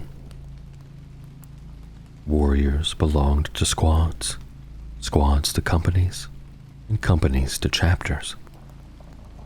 This functional hierarchy remained largely unchanged from when the Legion was the Imperial Heralds until the revelation of its treachery on Istvan V. The rediscovery of its Primarch and the influx of recruits from Colchis did little to change the Legion's basic structure. Rather, it added layers of organization. This additional layer was concerned not with the composition of units on the battlefield, but with the ideology of those units. Companies were grouped together in chapters of between 500 and 3,000 warriors. Each chapter bore a name and sigil based on the constellations of Colchis: the serrated sun, the Osseous throne, the crescent moon, the weeping hand, the coiled lash, the exalted gate, the twisting rune, the scold's bridle, the knight's chalice. Each were found within the Legion's ranks. These large formations were often the building blocks of word-bearers' campaigns. Most crusade fleets consisted of at least one full chapter, and the largest several. Outside of these chapters were elite formations such as the Ashen Circle, the truest iconoclasts of the Legion, charged with the shattering of religious edifices, the slaughtering of false prophets, and the burning of any book that did not acknowledge the Emperor above all others. Lorgar was both commander and spiritual father to his legion. The hierarchy of authority within the legion reflected this dual nature, divided between the military and the spiritual, between mind and heart. On the one hand, the legion followed simple and robust lines of authority. A chapter master led each chapter, a captain each company, and a sergeant each squad. It was common for a chapter master to designate one of the captains as sub-commander to act as his lieutenant. The second line of authority in the chapter was spiritual. The chaplains, although nominally attached to companies and chapters, in reality were a brotherhood unto themselves. While each was a warrior, their concerns were not for the business of direct command, but for the strength of their brothers' spirits, for the clarity of their purpose, and the purity of their actions. Each chaplain fitted into his own hierarchy, with ascending tiers of knowledge and respect. High chaplains were the ruling circle of their kind, and at their center was the first chaplain. The word-bearers were also well known for the vassal war bands and half-feral fanatics of mortal warriors who accompanied them. Though they themselves were fanatically devoted to the legion, such forces were treated as largely expendable. These were unleashed on world after world, and yet their number never depleted, showing that behind the word-bearers stood millions more willing to die at their command. Half a century before the outbreak of the Horus heresy, the word-bearers were the first legionaries to embrace the powers of the warp, employing singular units such as Galv or Back. This was a title that, over time, came to refer to any of the word-bearers who were possessed by the powers of the warp. But those who later bore the title were a lesser breed of abomination compared to the first of the Legion's brethren who sealed their pact with darkness. The Galv or Back were the first of their kind. Space Marines and demons fused into a single being. After the word-bearers revealed their true nature at Istvan V, the crimson of the Galv or Back spread to the rest of the Legion in fits and starts, and new Galv or Back walked with them, and the secrets of their demonic warriors were spread to several other traitor legions by the legion's diabolists. Irrespective of their power or pedigree, there had been no greater defilement of the Emperor's work in creating the Space Marines than these loathsome creatures. The priests and diabolists of the word-bearers would remain at Horus's side throughout the galactic civil war, whispering in his ear as the architects of his damnation. The word-bearers were a curse upon the galaxy in the Age of Darkness, spreading across the stars seeking ritual and portent, or else unleashing the warp as part of their pact with the Dark Gods.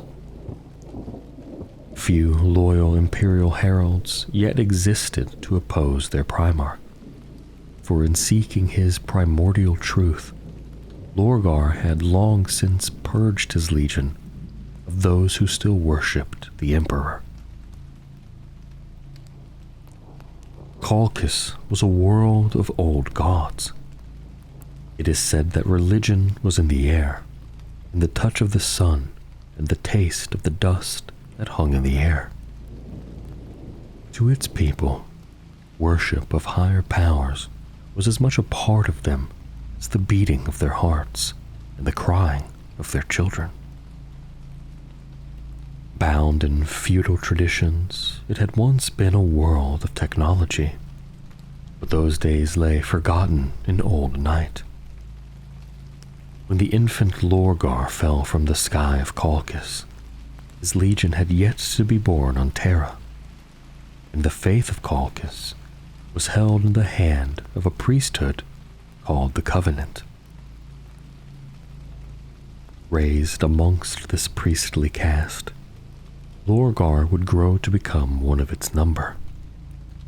In time, he turned on those who had raised him, leading a crusade to destroy them in the name not of the old gods, but of one god, a god of golden light who spoke to him in his dreams. When the Emperor reached Colchis, there could be no doubt in Lorgar's mind that he knelt before his god. Lorgar soon converted his legion to his belief in the Emperor's divinity, using the nature of the Great Crusade itself. Across countless fronts, the legion fought, suffered casualties, and recruited anew.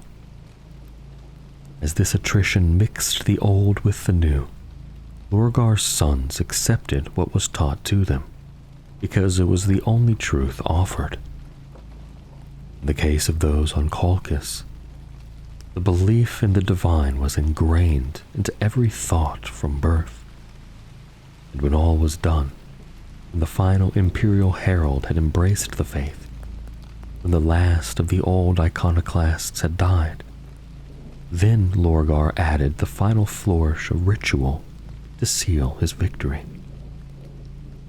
The Imperial Heralds would become the word bearers.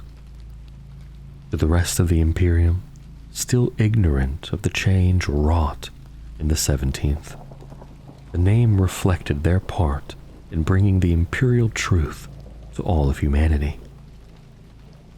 To Lorgar, it was an affirmation of his purpose, to give humanity faith in the god at its pinnacle. The 18th Legion's Astartes, the Salamanders.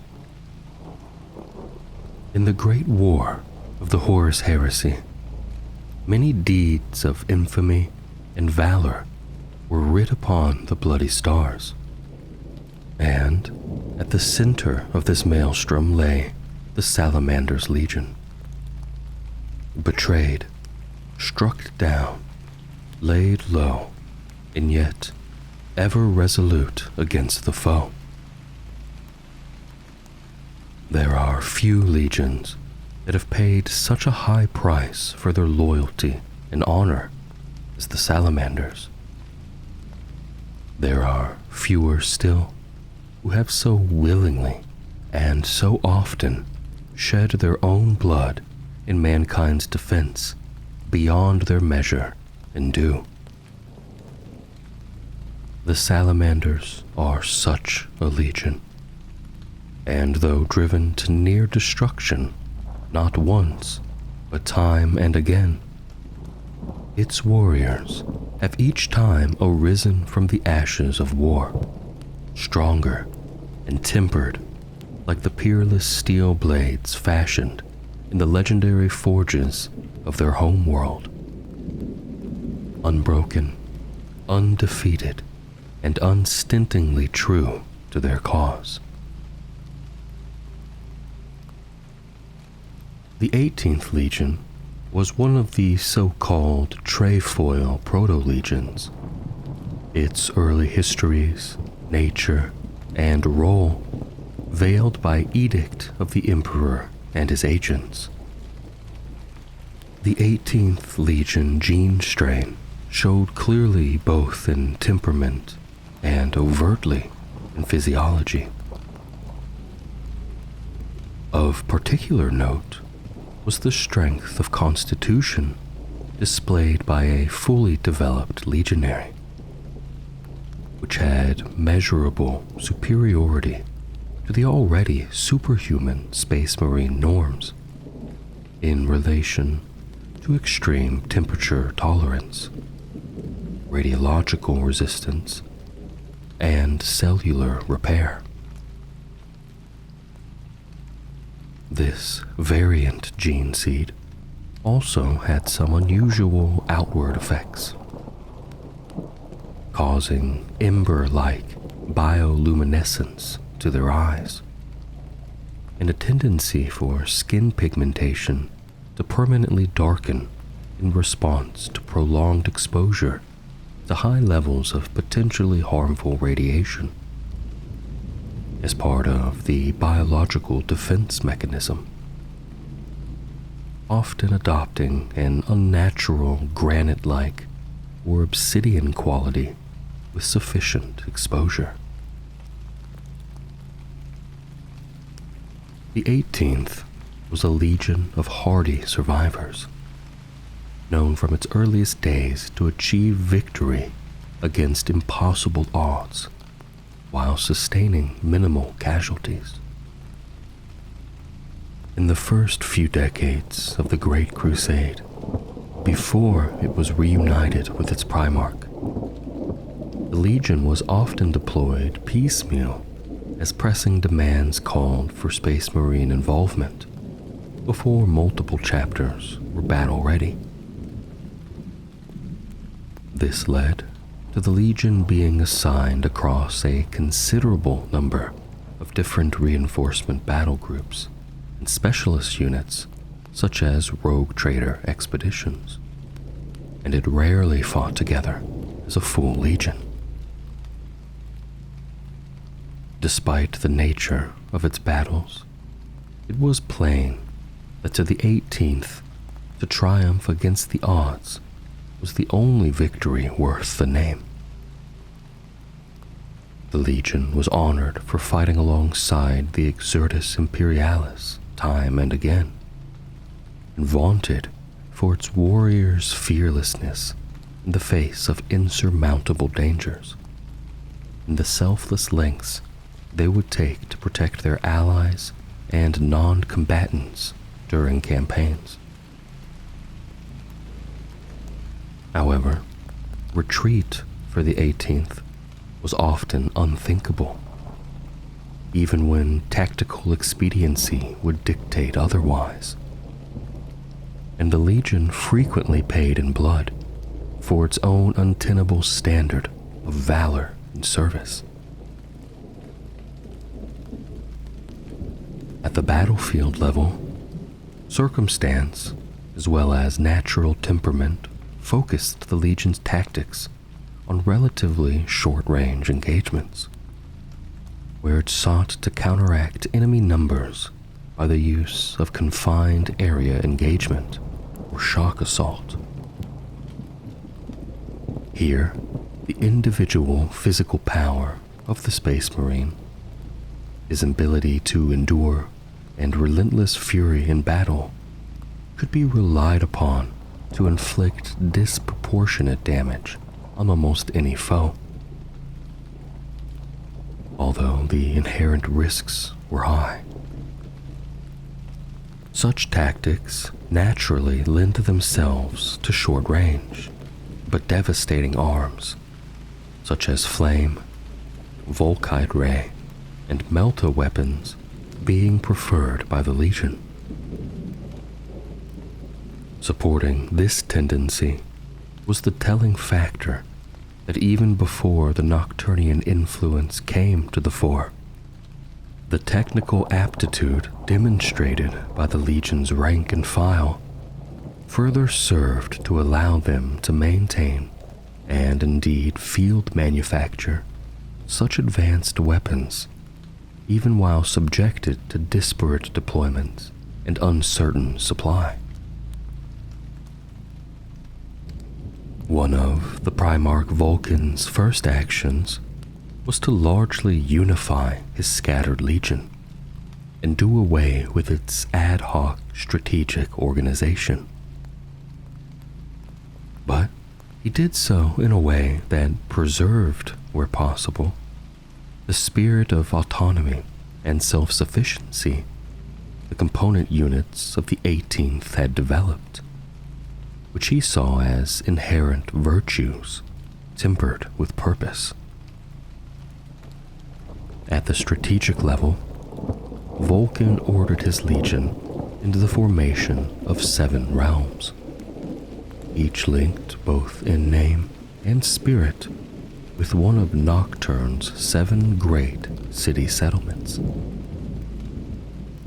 To each of these, he assigned a Lord Commander, known also as a Protector, as it was their sworn duty, in addition to that of a warrior of the Emperor, to protect the city settlement in time of attack. The strong links between the Salamanders' brethren and the people of Nocturne came quickly to create bonds of kinship and loyalty within each company's ranks. An inevitable degree of competition between the Salamanders' companies was also fostered by the nature of this relationship, as well, which, tempered by Vulcan's teachings, spurred the Salamanders' legionaries to greater heights of achievement and attainment. Central to the ideals of the Salamanders was the Promethean cult. It formed a body of doctrine that codified and promoted the spirit and culture the Primarch desired for his legion. A work of both clear vision and deep allegory, it drew both upon ancient Terran philosophical and martial thought, and the rich culture and mythic history of Nocturne on which Vulcan had been raised. Core to its tenets was the conviction that the legions Astartes had been created to fulfill a single and irrevocable purpose: the protection and liberation of all humanity, and that they were each and every one a savage weapon given physical and spiritual form to this single end. Vulcan was a giant in human form, one of the tallest of the Primarchs and broadest at the shoulder, armored in emerald scales like a dragon of ancient Terran myth. He was found on Nocturne, a death world of turbulent volcanic fire and radiation, riven by the destructive tidal forces of its moon, and plagued by predatory megafauna. The Primarch was tempered by this world, as a blade is tempered by flame, and rose to free his adopted people from the external threat of Xenos raiders and enslavers. It is believed that Vulcan did not become unified with his own legion for some years after his rediscovery, but instead stayed alongside the Emperor under his direct tutelage and studied closely in the weapon forges of Mars and with his brother Primarch Ferrus Manus. When Vulcan came to his legion, he remade it as he would fashion a weapon at the forge. In this, he gave the legion its name, taken from the greatest of Nocturne's saurian predators, ancient and deadly creatures whose blood was fire, and whose emerald hides were as hard as steel, the Salamanders of Nocturne. In this, Vulcan's choice carried a layered meaning, for not only were Nocturian salamanders monsters of savage power, with a great totemic significance to the native people, but as creatures they showed unflinching loyalty to their own blood and offspring. This spoke much to Vulcan's nature, a man of honor and integrity, who knew a weapon fashioned by skilled hands would never fail its wielder. The 19th Legion's Astartes, the Raven Guard, named for an ancient Terran herald of fate and messenger of death. The Raven Guard served the Emperor faithfully throughout the glories of the Unifaction and the Great Crusade, ever ready to overthrow the tyrant and the oppressor, and liberate the scattered realms of mankind in the name of justice. From its earliest days, the warriors of the Legion were known as cunning and patient hunters, adept at biding their time until the moment to strike was at hand. As masters of guile, subtlety, reconnaissance, and infiltration, their doctrines exemplified speed, stealth, and precision above all else, striking from the shadows with shocking strength. The 19th Legion was the Emperor's hidden hand. Vengeful sentinels against recidivism and harrowers of those who would sooner flee than bend knee before their new master. The Legion was founded according to the mindset and practices of the Xeric tribes, who conducted their wars against far more numerous foes, and were therefore well practiced in a wide spectrum of unconventional tactics. Individual units tended towards the smaller end of the scale set down by the architects of the Emperor's armies, but each was a tightly knit band of warriors, trained and equipped to operate on their own for extended periods. They were able to live off the land, taking what few resources they needed from their environment, or when opportunity or necessity dictated, from defeated enemies.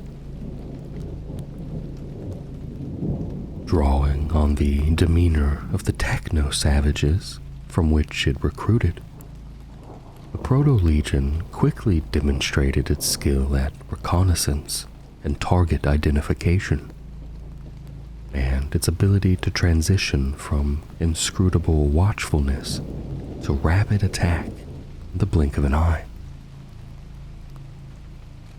Its legionaries waged war by infiltrating into position, studying their enemy, and when the time was right, striking from the least anticipated quarter and slaying the foe outright in a bloody yet brief assault. When Horus led his legion in the opening campaigns of the Great Crusade, he often requested that the 19th serve alongside his Luna Wolves. In those earliest days, many worlds rejected enlightenment and refused compliance, and so the blade of the 19th was there to strike, descending unseen. In time, Horus came to value the 19th greatly, using them as a tool of terror, suppression, and assassination, all tasks the Legion excelled at. It was only when the Primarch Corax was rediscovered on the world of Lycaeus and given command of the 19th, that the nature of the legion would change. Seeing in the tactics of the 19th the nature of the once oppressors of his world Horus had fought against, he refocused the legion and turned their talents from terror troops to scouts and guerrilla fighters without peer. Upon assuming command of his legion, Corvus Corax took steps to codify the methods of warfare he had employed against the slaver lords of Lycaeus into a series of tactical and strategic maxims by which the Raven Guard would operate. While Corax assumed command quickly, giving the legion his own strategic specialties, it is notable that as soon as he was able, Corax ensured that most of his senior commanders were drawn from Deliverance. The Primarch was distrustful of powerful outsiders, and his closest advisors and commanders would be those who had served alongside him as young freedom fighters during the Lycaean uprising.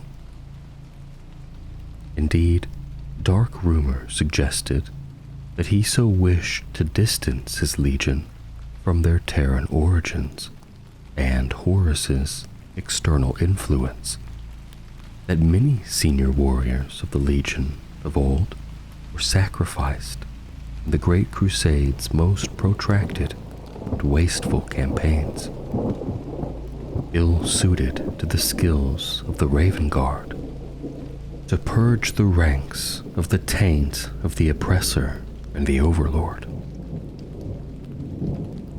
Corax exclusively chose to recruit from the freed people of Deliverance, even formally renouncing rights of tithe on Terra. After several costly battles in the Great Crusade, such as the grueling combat of Gate 42, the numbers within the Legion swung in favor of those born on Deliverance. During the Great Crusade, the Legion's stealth specialties were widely utilized and became ingrained, eschewing massed battles and attritional warfare. To aid their preference for and skill at fast strikes and hit-and-run raids, the Legion's armory was biased towards light attack vehicles and those marks of armor that favored agility and stealth over heavier plating. Many warriors of the 19th were ill-disposed towards slow and bulky Terminator suits, though the Legion maintained siege and heavy assault detachments which utilized these and became adept at daring close-range rapid shock assaults from both aerial transport and teleport deployment, in support of the Legion's scouts in deep infiltration if such missions floundered. Corax did not favor these units, though he called upon them as avatars of his carefully controlled anger, loosed when an enemy proved itself worthy only of utter destruction.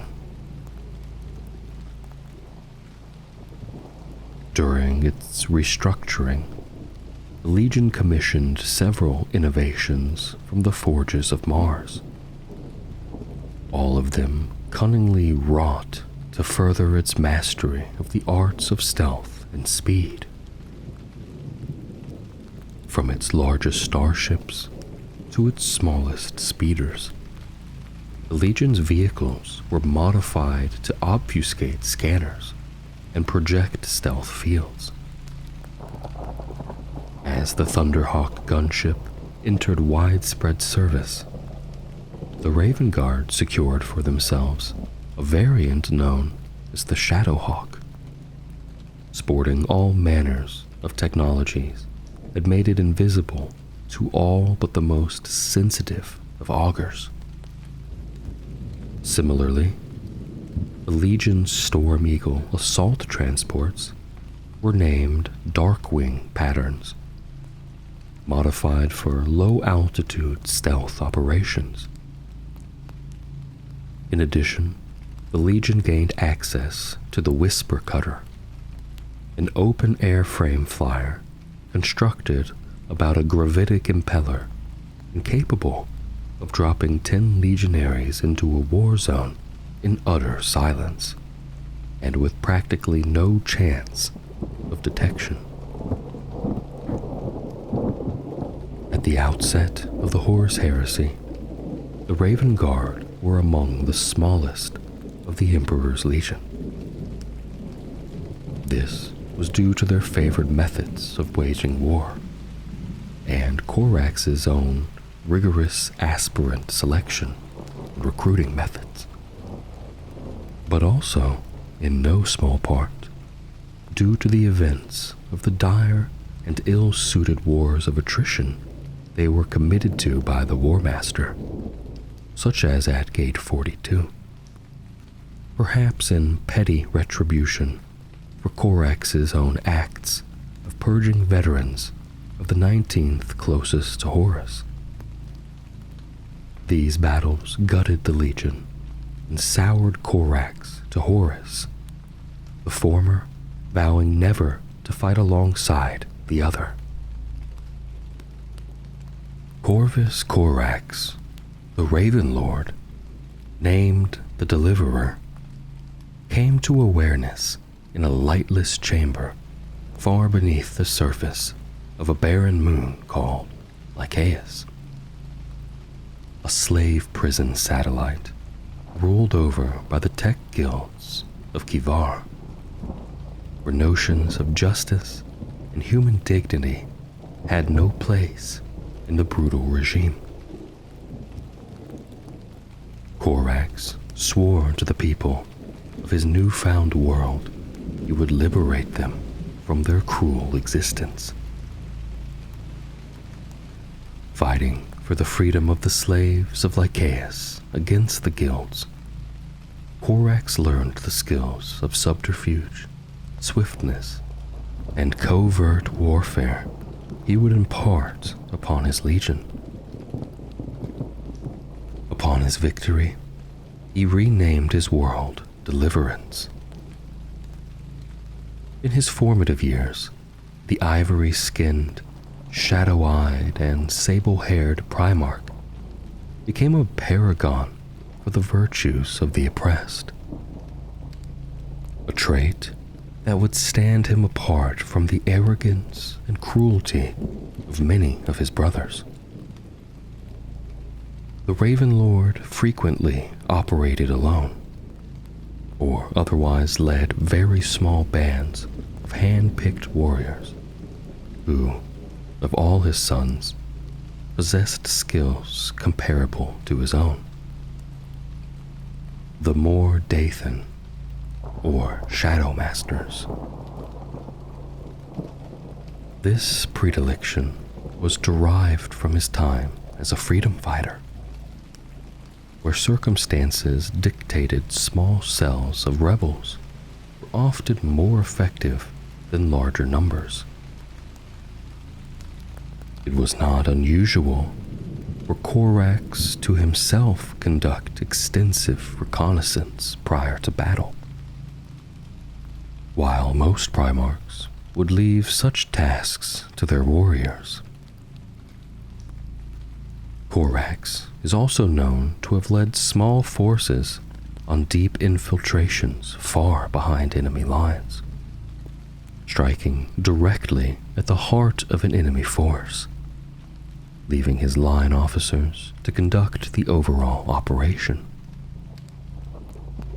Frequently, the actions of the main force were in fact a ploy to draw the enemy's attentions from the Primarch's own mission, allowing him to strike the final blow and win the battle. The 20th Legions Astartes, the Alpha Legion. Of all the mighty forces the Imperium commanded during the Great Crusade, there were none so wound about with falsehood, supposition, and paradox as the 20th Legion. Any study of the 20th is fraught with difficulty, contradiction, and deliberate misdirection. And uncovering truth, when applied to such a study, is a vain hope. This is the case even with a record such as this, compiled with the highest of authorities and most extensive reach possible. Perhaps some measure of the truth may be found in the lies of the secret history of the Alpha Legion.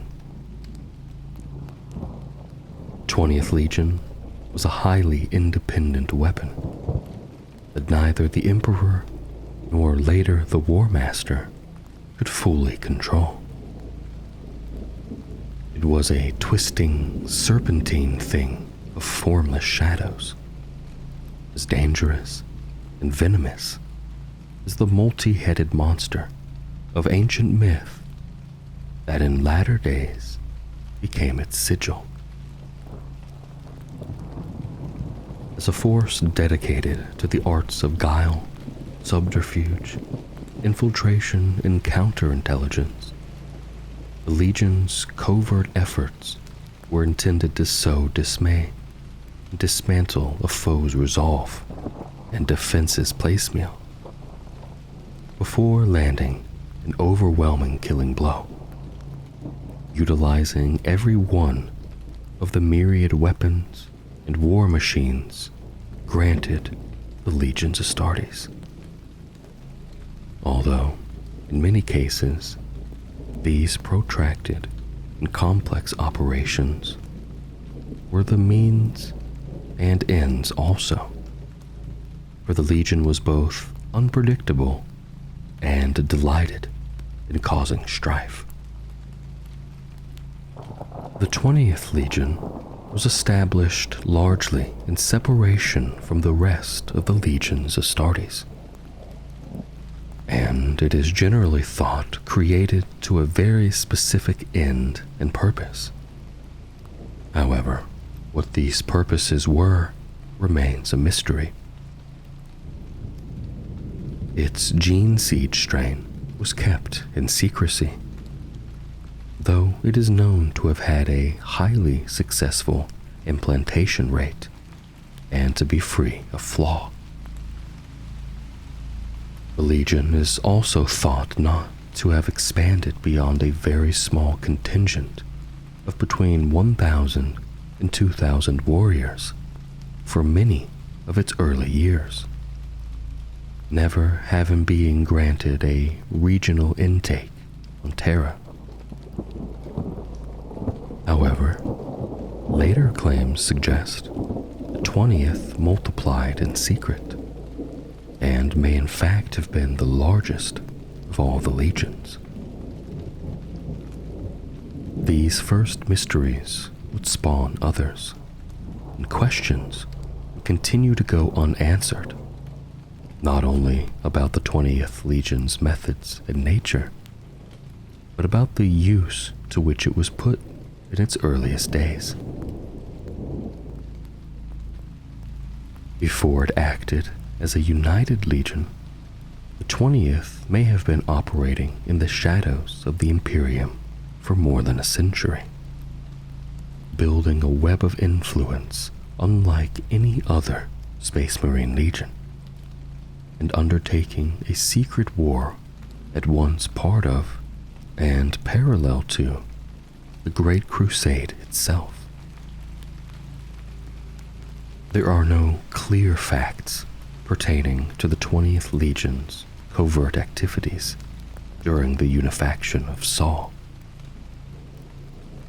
but they can be extrapolated from records of unknown Legions Astartes units carrying out targeted strikes, abductions, and assassinations, and reports of Space Marines answering to no known master or legion, passing through war zones on high-priority missions under the writ of unassailable clearance codes.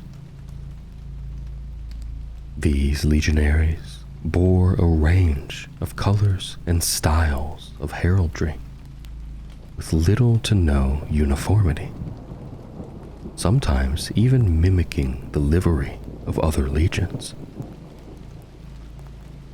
It is impossible to ascertain whether there was some hidden schema to these masquerades, whether they were intended simply to confound allies and enemies alike, or if they served a martial purpose known only to the Legion itself. The Imperialis Logistica could not confirm even the most basic details of the Legion, be it the Legion's primary spheres of recruitment, or even gauge its operating strength. It was a Legion seemingly sprung whole and entire as if from nowhere, complete with tens of thousands of fully equipped legionaries and a capable war fleet that operated with veteran skill. Only Alfarius knew the true extent of his legion and its domains, its strength and its reach, and perhaps even he knew it only imperfectly. The Alpha Legion's companies, battalions, and chapters, referred to as harrows, cohorts, or instruments in shifting meaning, were formulated and broken down seemingly at the whim of the Legion's commanders, the chain of command appearing fluid and highly decentralized. A harrow master, a master strategist, would hold ultimate command of a war zone, but specialists, such as siege masters or vigilators, were deferred to in their fields of expertise. Under these, each unit was expected to operate as a self-motivated and self-governing cell without need of exterior command, and expected to display initiative and pursue its part in the wider battle plan under its own cognizance and in any way it judged to be expedient. And each warrior of the Legion was trained to excel in battlefield and strategic awareness. In battle, the Alpha Legion became renowned for its discipline and impenetrable organization, which emphasized the unity of the Legion and cooperation between its legionaries in every respect. It maintained a wide spectrum of military assets and capacities, and was dedicated to flexibility and capability in every type of war zone. The Legion was known to pride itself on its unbreakable unity of purpose and will, even though Alfarius encouraged his commanders to operate with extreme independence of thought and action. The Alpha Legion made extensive use of human agents and paramilitaries, building close ties with many such organizations. However, it kept its distance from its fellow legions. Rumors followed that the Alpha Legion fought alongside each of its brothers in turn, that it might insert its own operatives into their ranks. though such hearsay is impossible to substantiate. The Legion's hallmark was a relentless application of force and a terrifying level of coordination between its warriors and war machines. This capacity for combined arms warfare, speed, and surety of attack was matched by a mastery of the darker arts of war, of sabotage and ambush, terror tactics and assassination. Also evident was its desire for secrecy and talent for misdirection. To its enemies, the Legion was a true nightmare, a foe that could strike from any direction, but seemed to thwart any stratagem and strike at weakness, no matter how well hidden. The Legion was a foe that knew neither mercy nor honor nor quarter, and one that seemed to delight in destruction for its own sake, in the chaos and anarchy it could inspire before the death blow. As the youngest Legion, 20th was zealous to prove itself against its brothers at any cost, and the often over-elaborate and needly complex and malign way in which the Alpha Legion chose to wage war frequently earned it acrimony rather than fame. The Harrowing was the name given to the Legion's most infamous stratagem, by which it wielded a devastating mixture of subtlety and overwhelming force, reveling in both meticulous planning and the exercising of imaginative cruelty in war. Beginning with infiltration and sabotage, the Alpha Legion spread confusion and panic unseen, maiming and bleeding its foes' main strength, and forcing upon them such vulnerability as the Alpha Legion wished. Then would come the kill. Often this final attack, the harrowing itself, would be in the form of an assault from 100 directions at once, a blizzard of different tactics and attack plans used against a foe either utterly unaware of the true danger or already brought to the brink of chaos.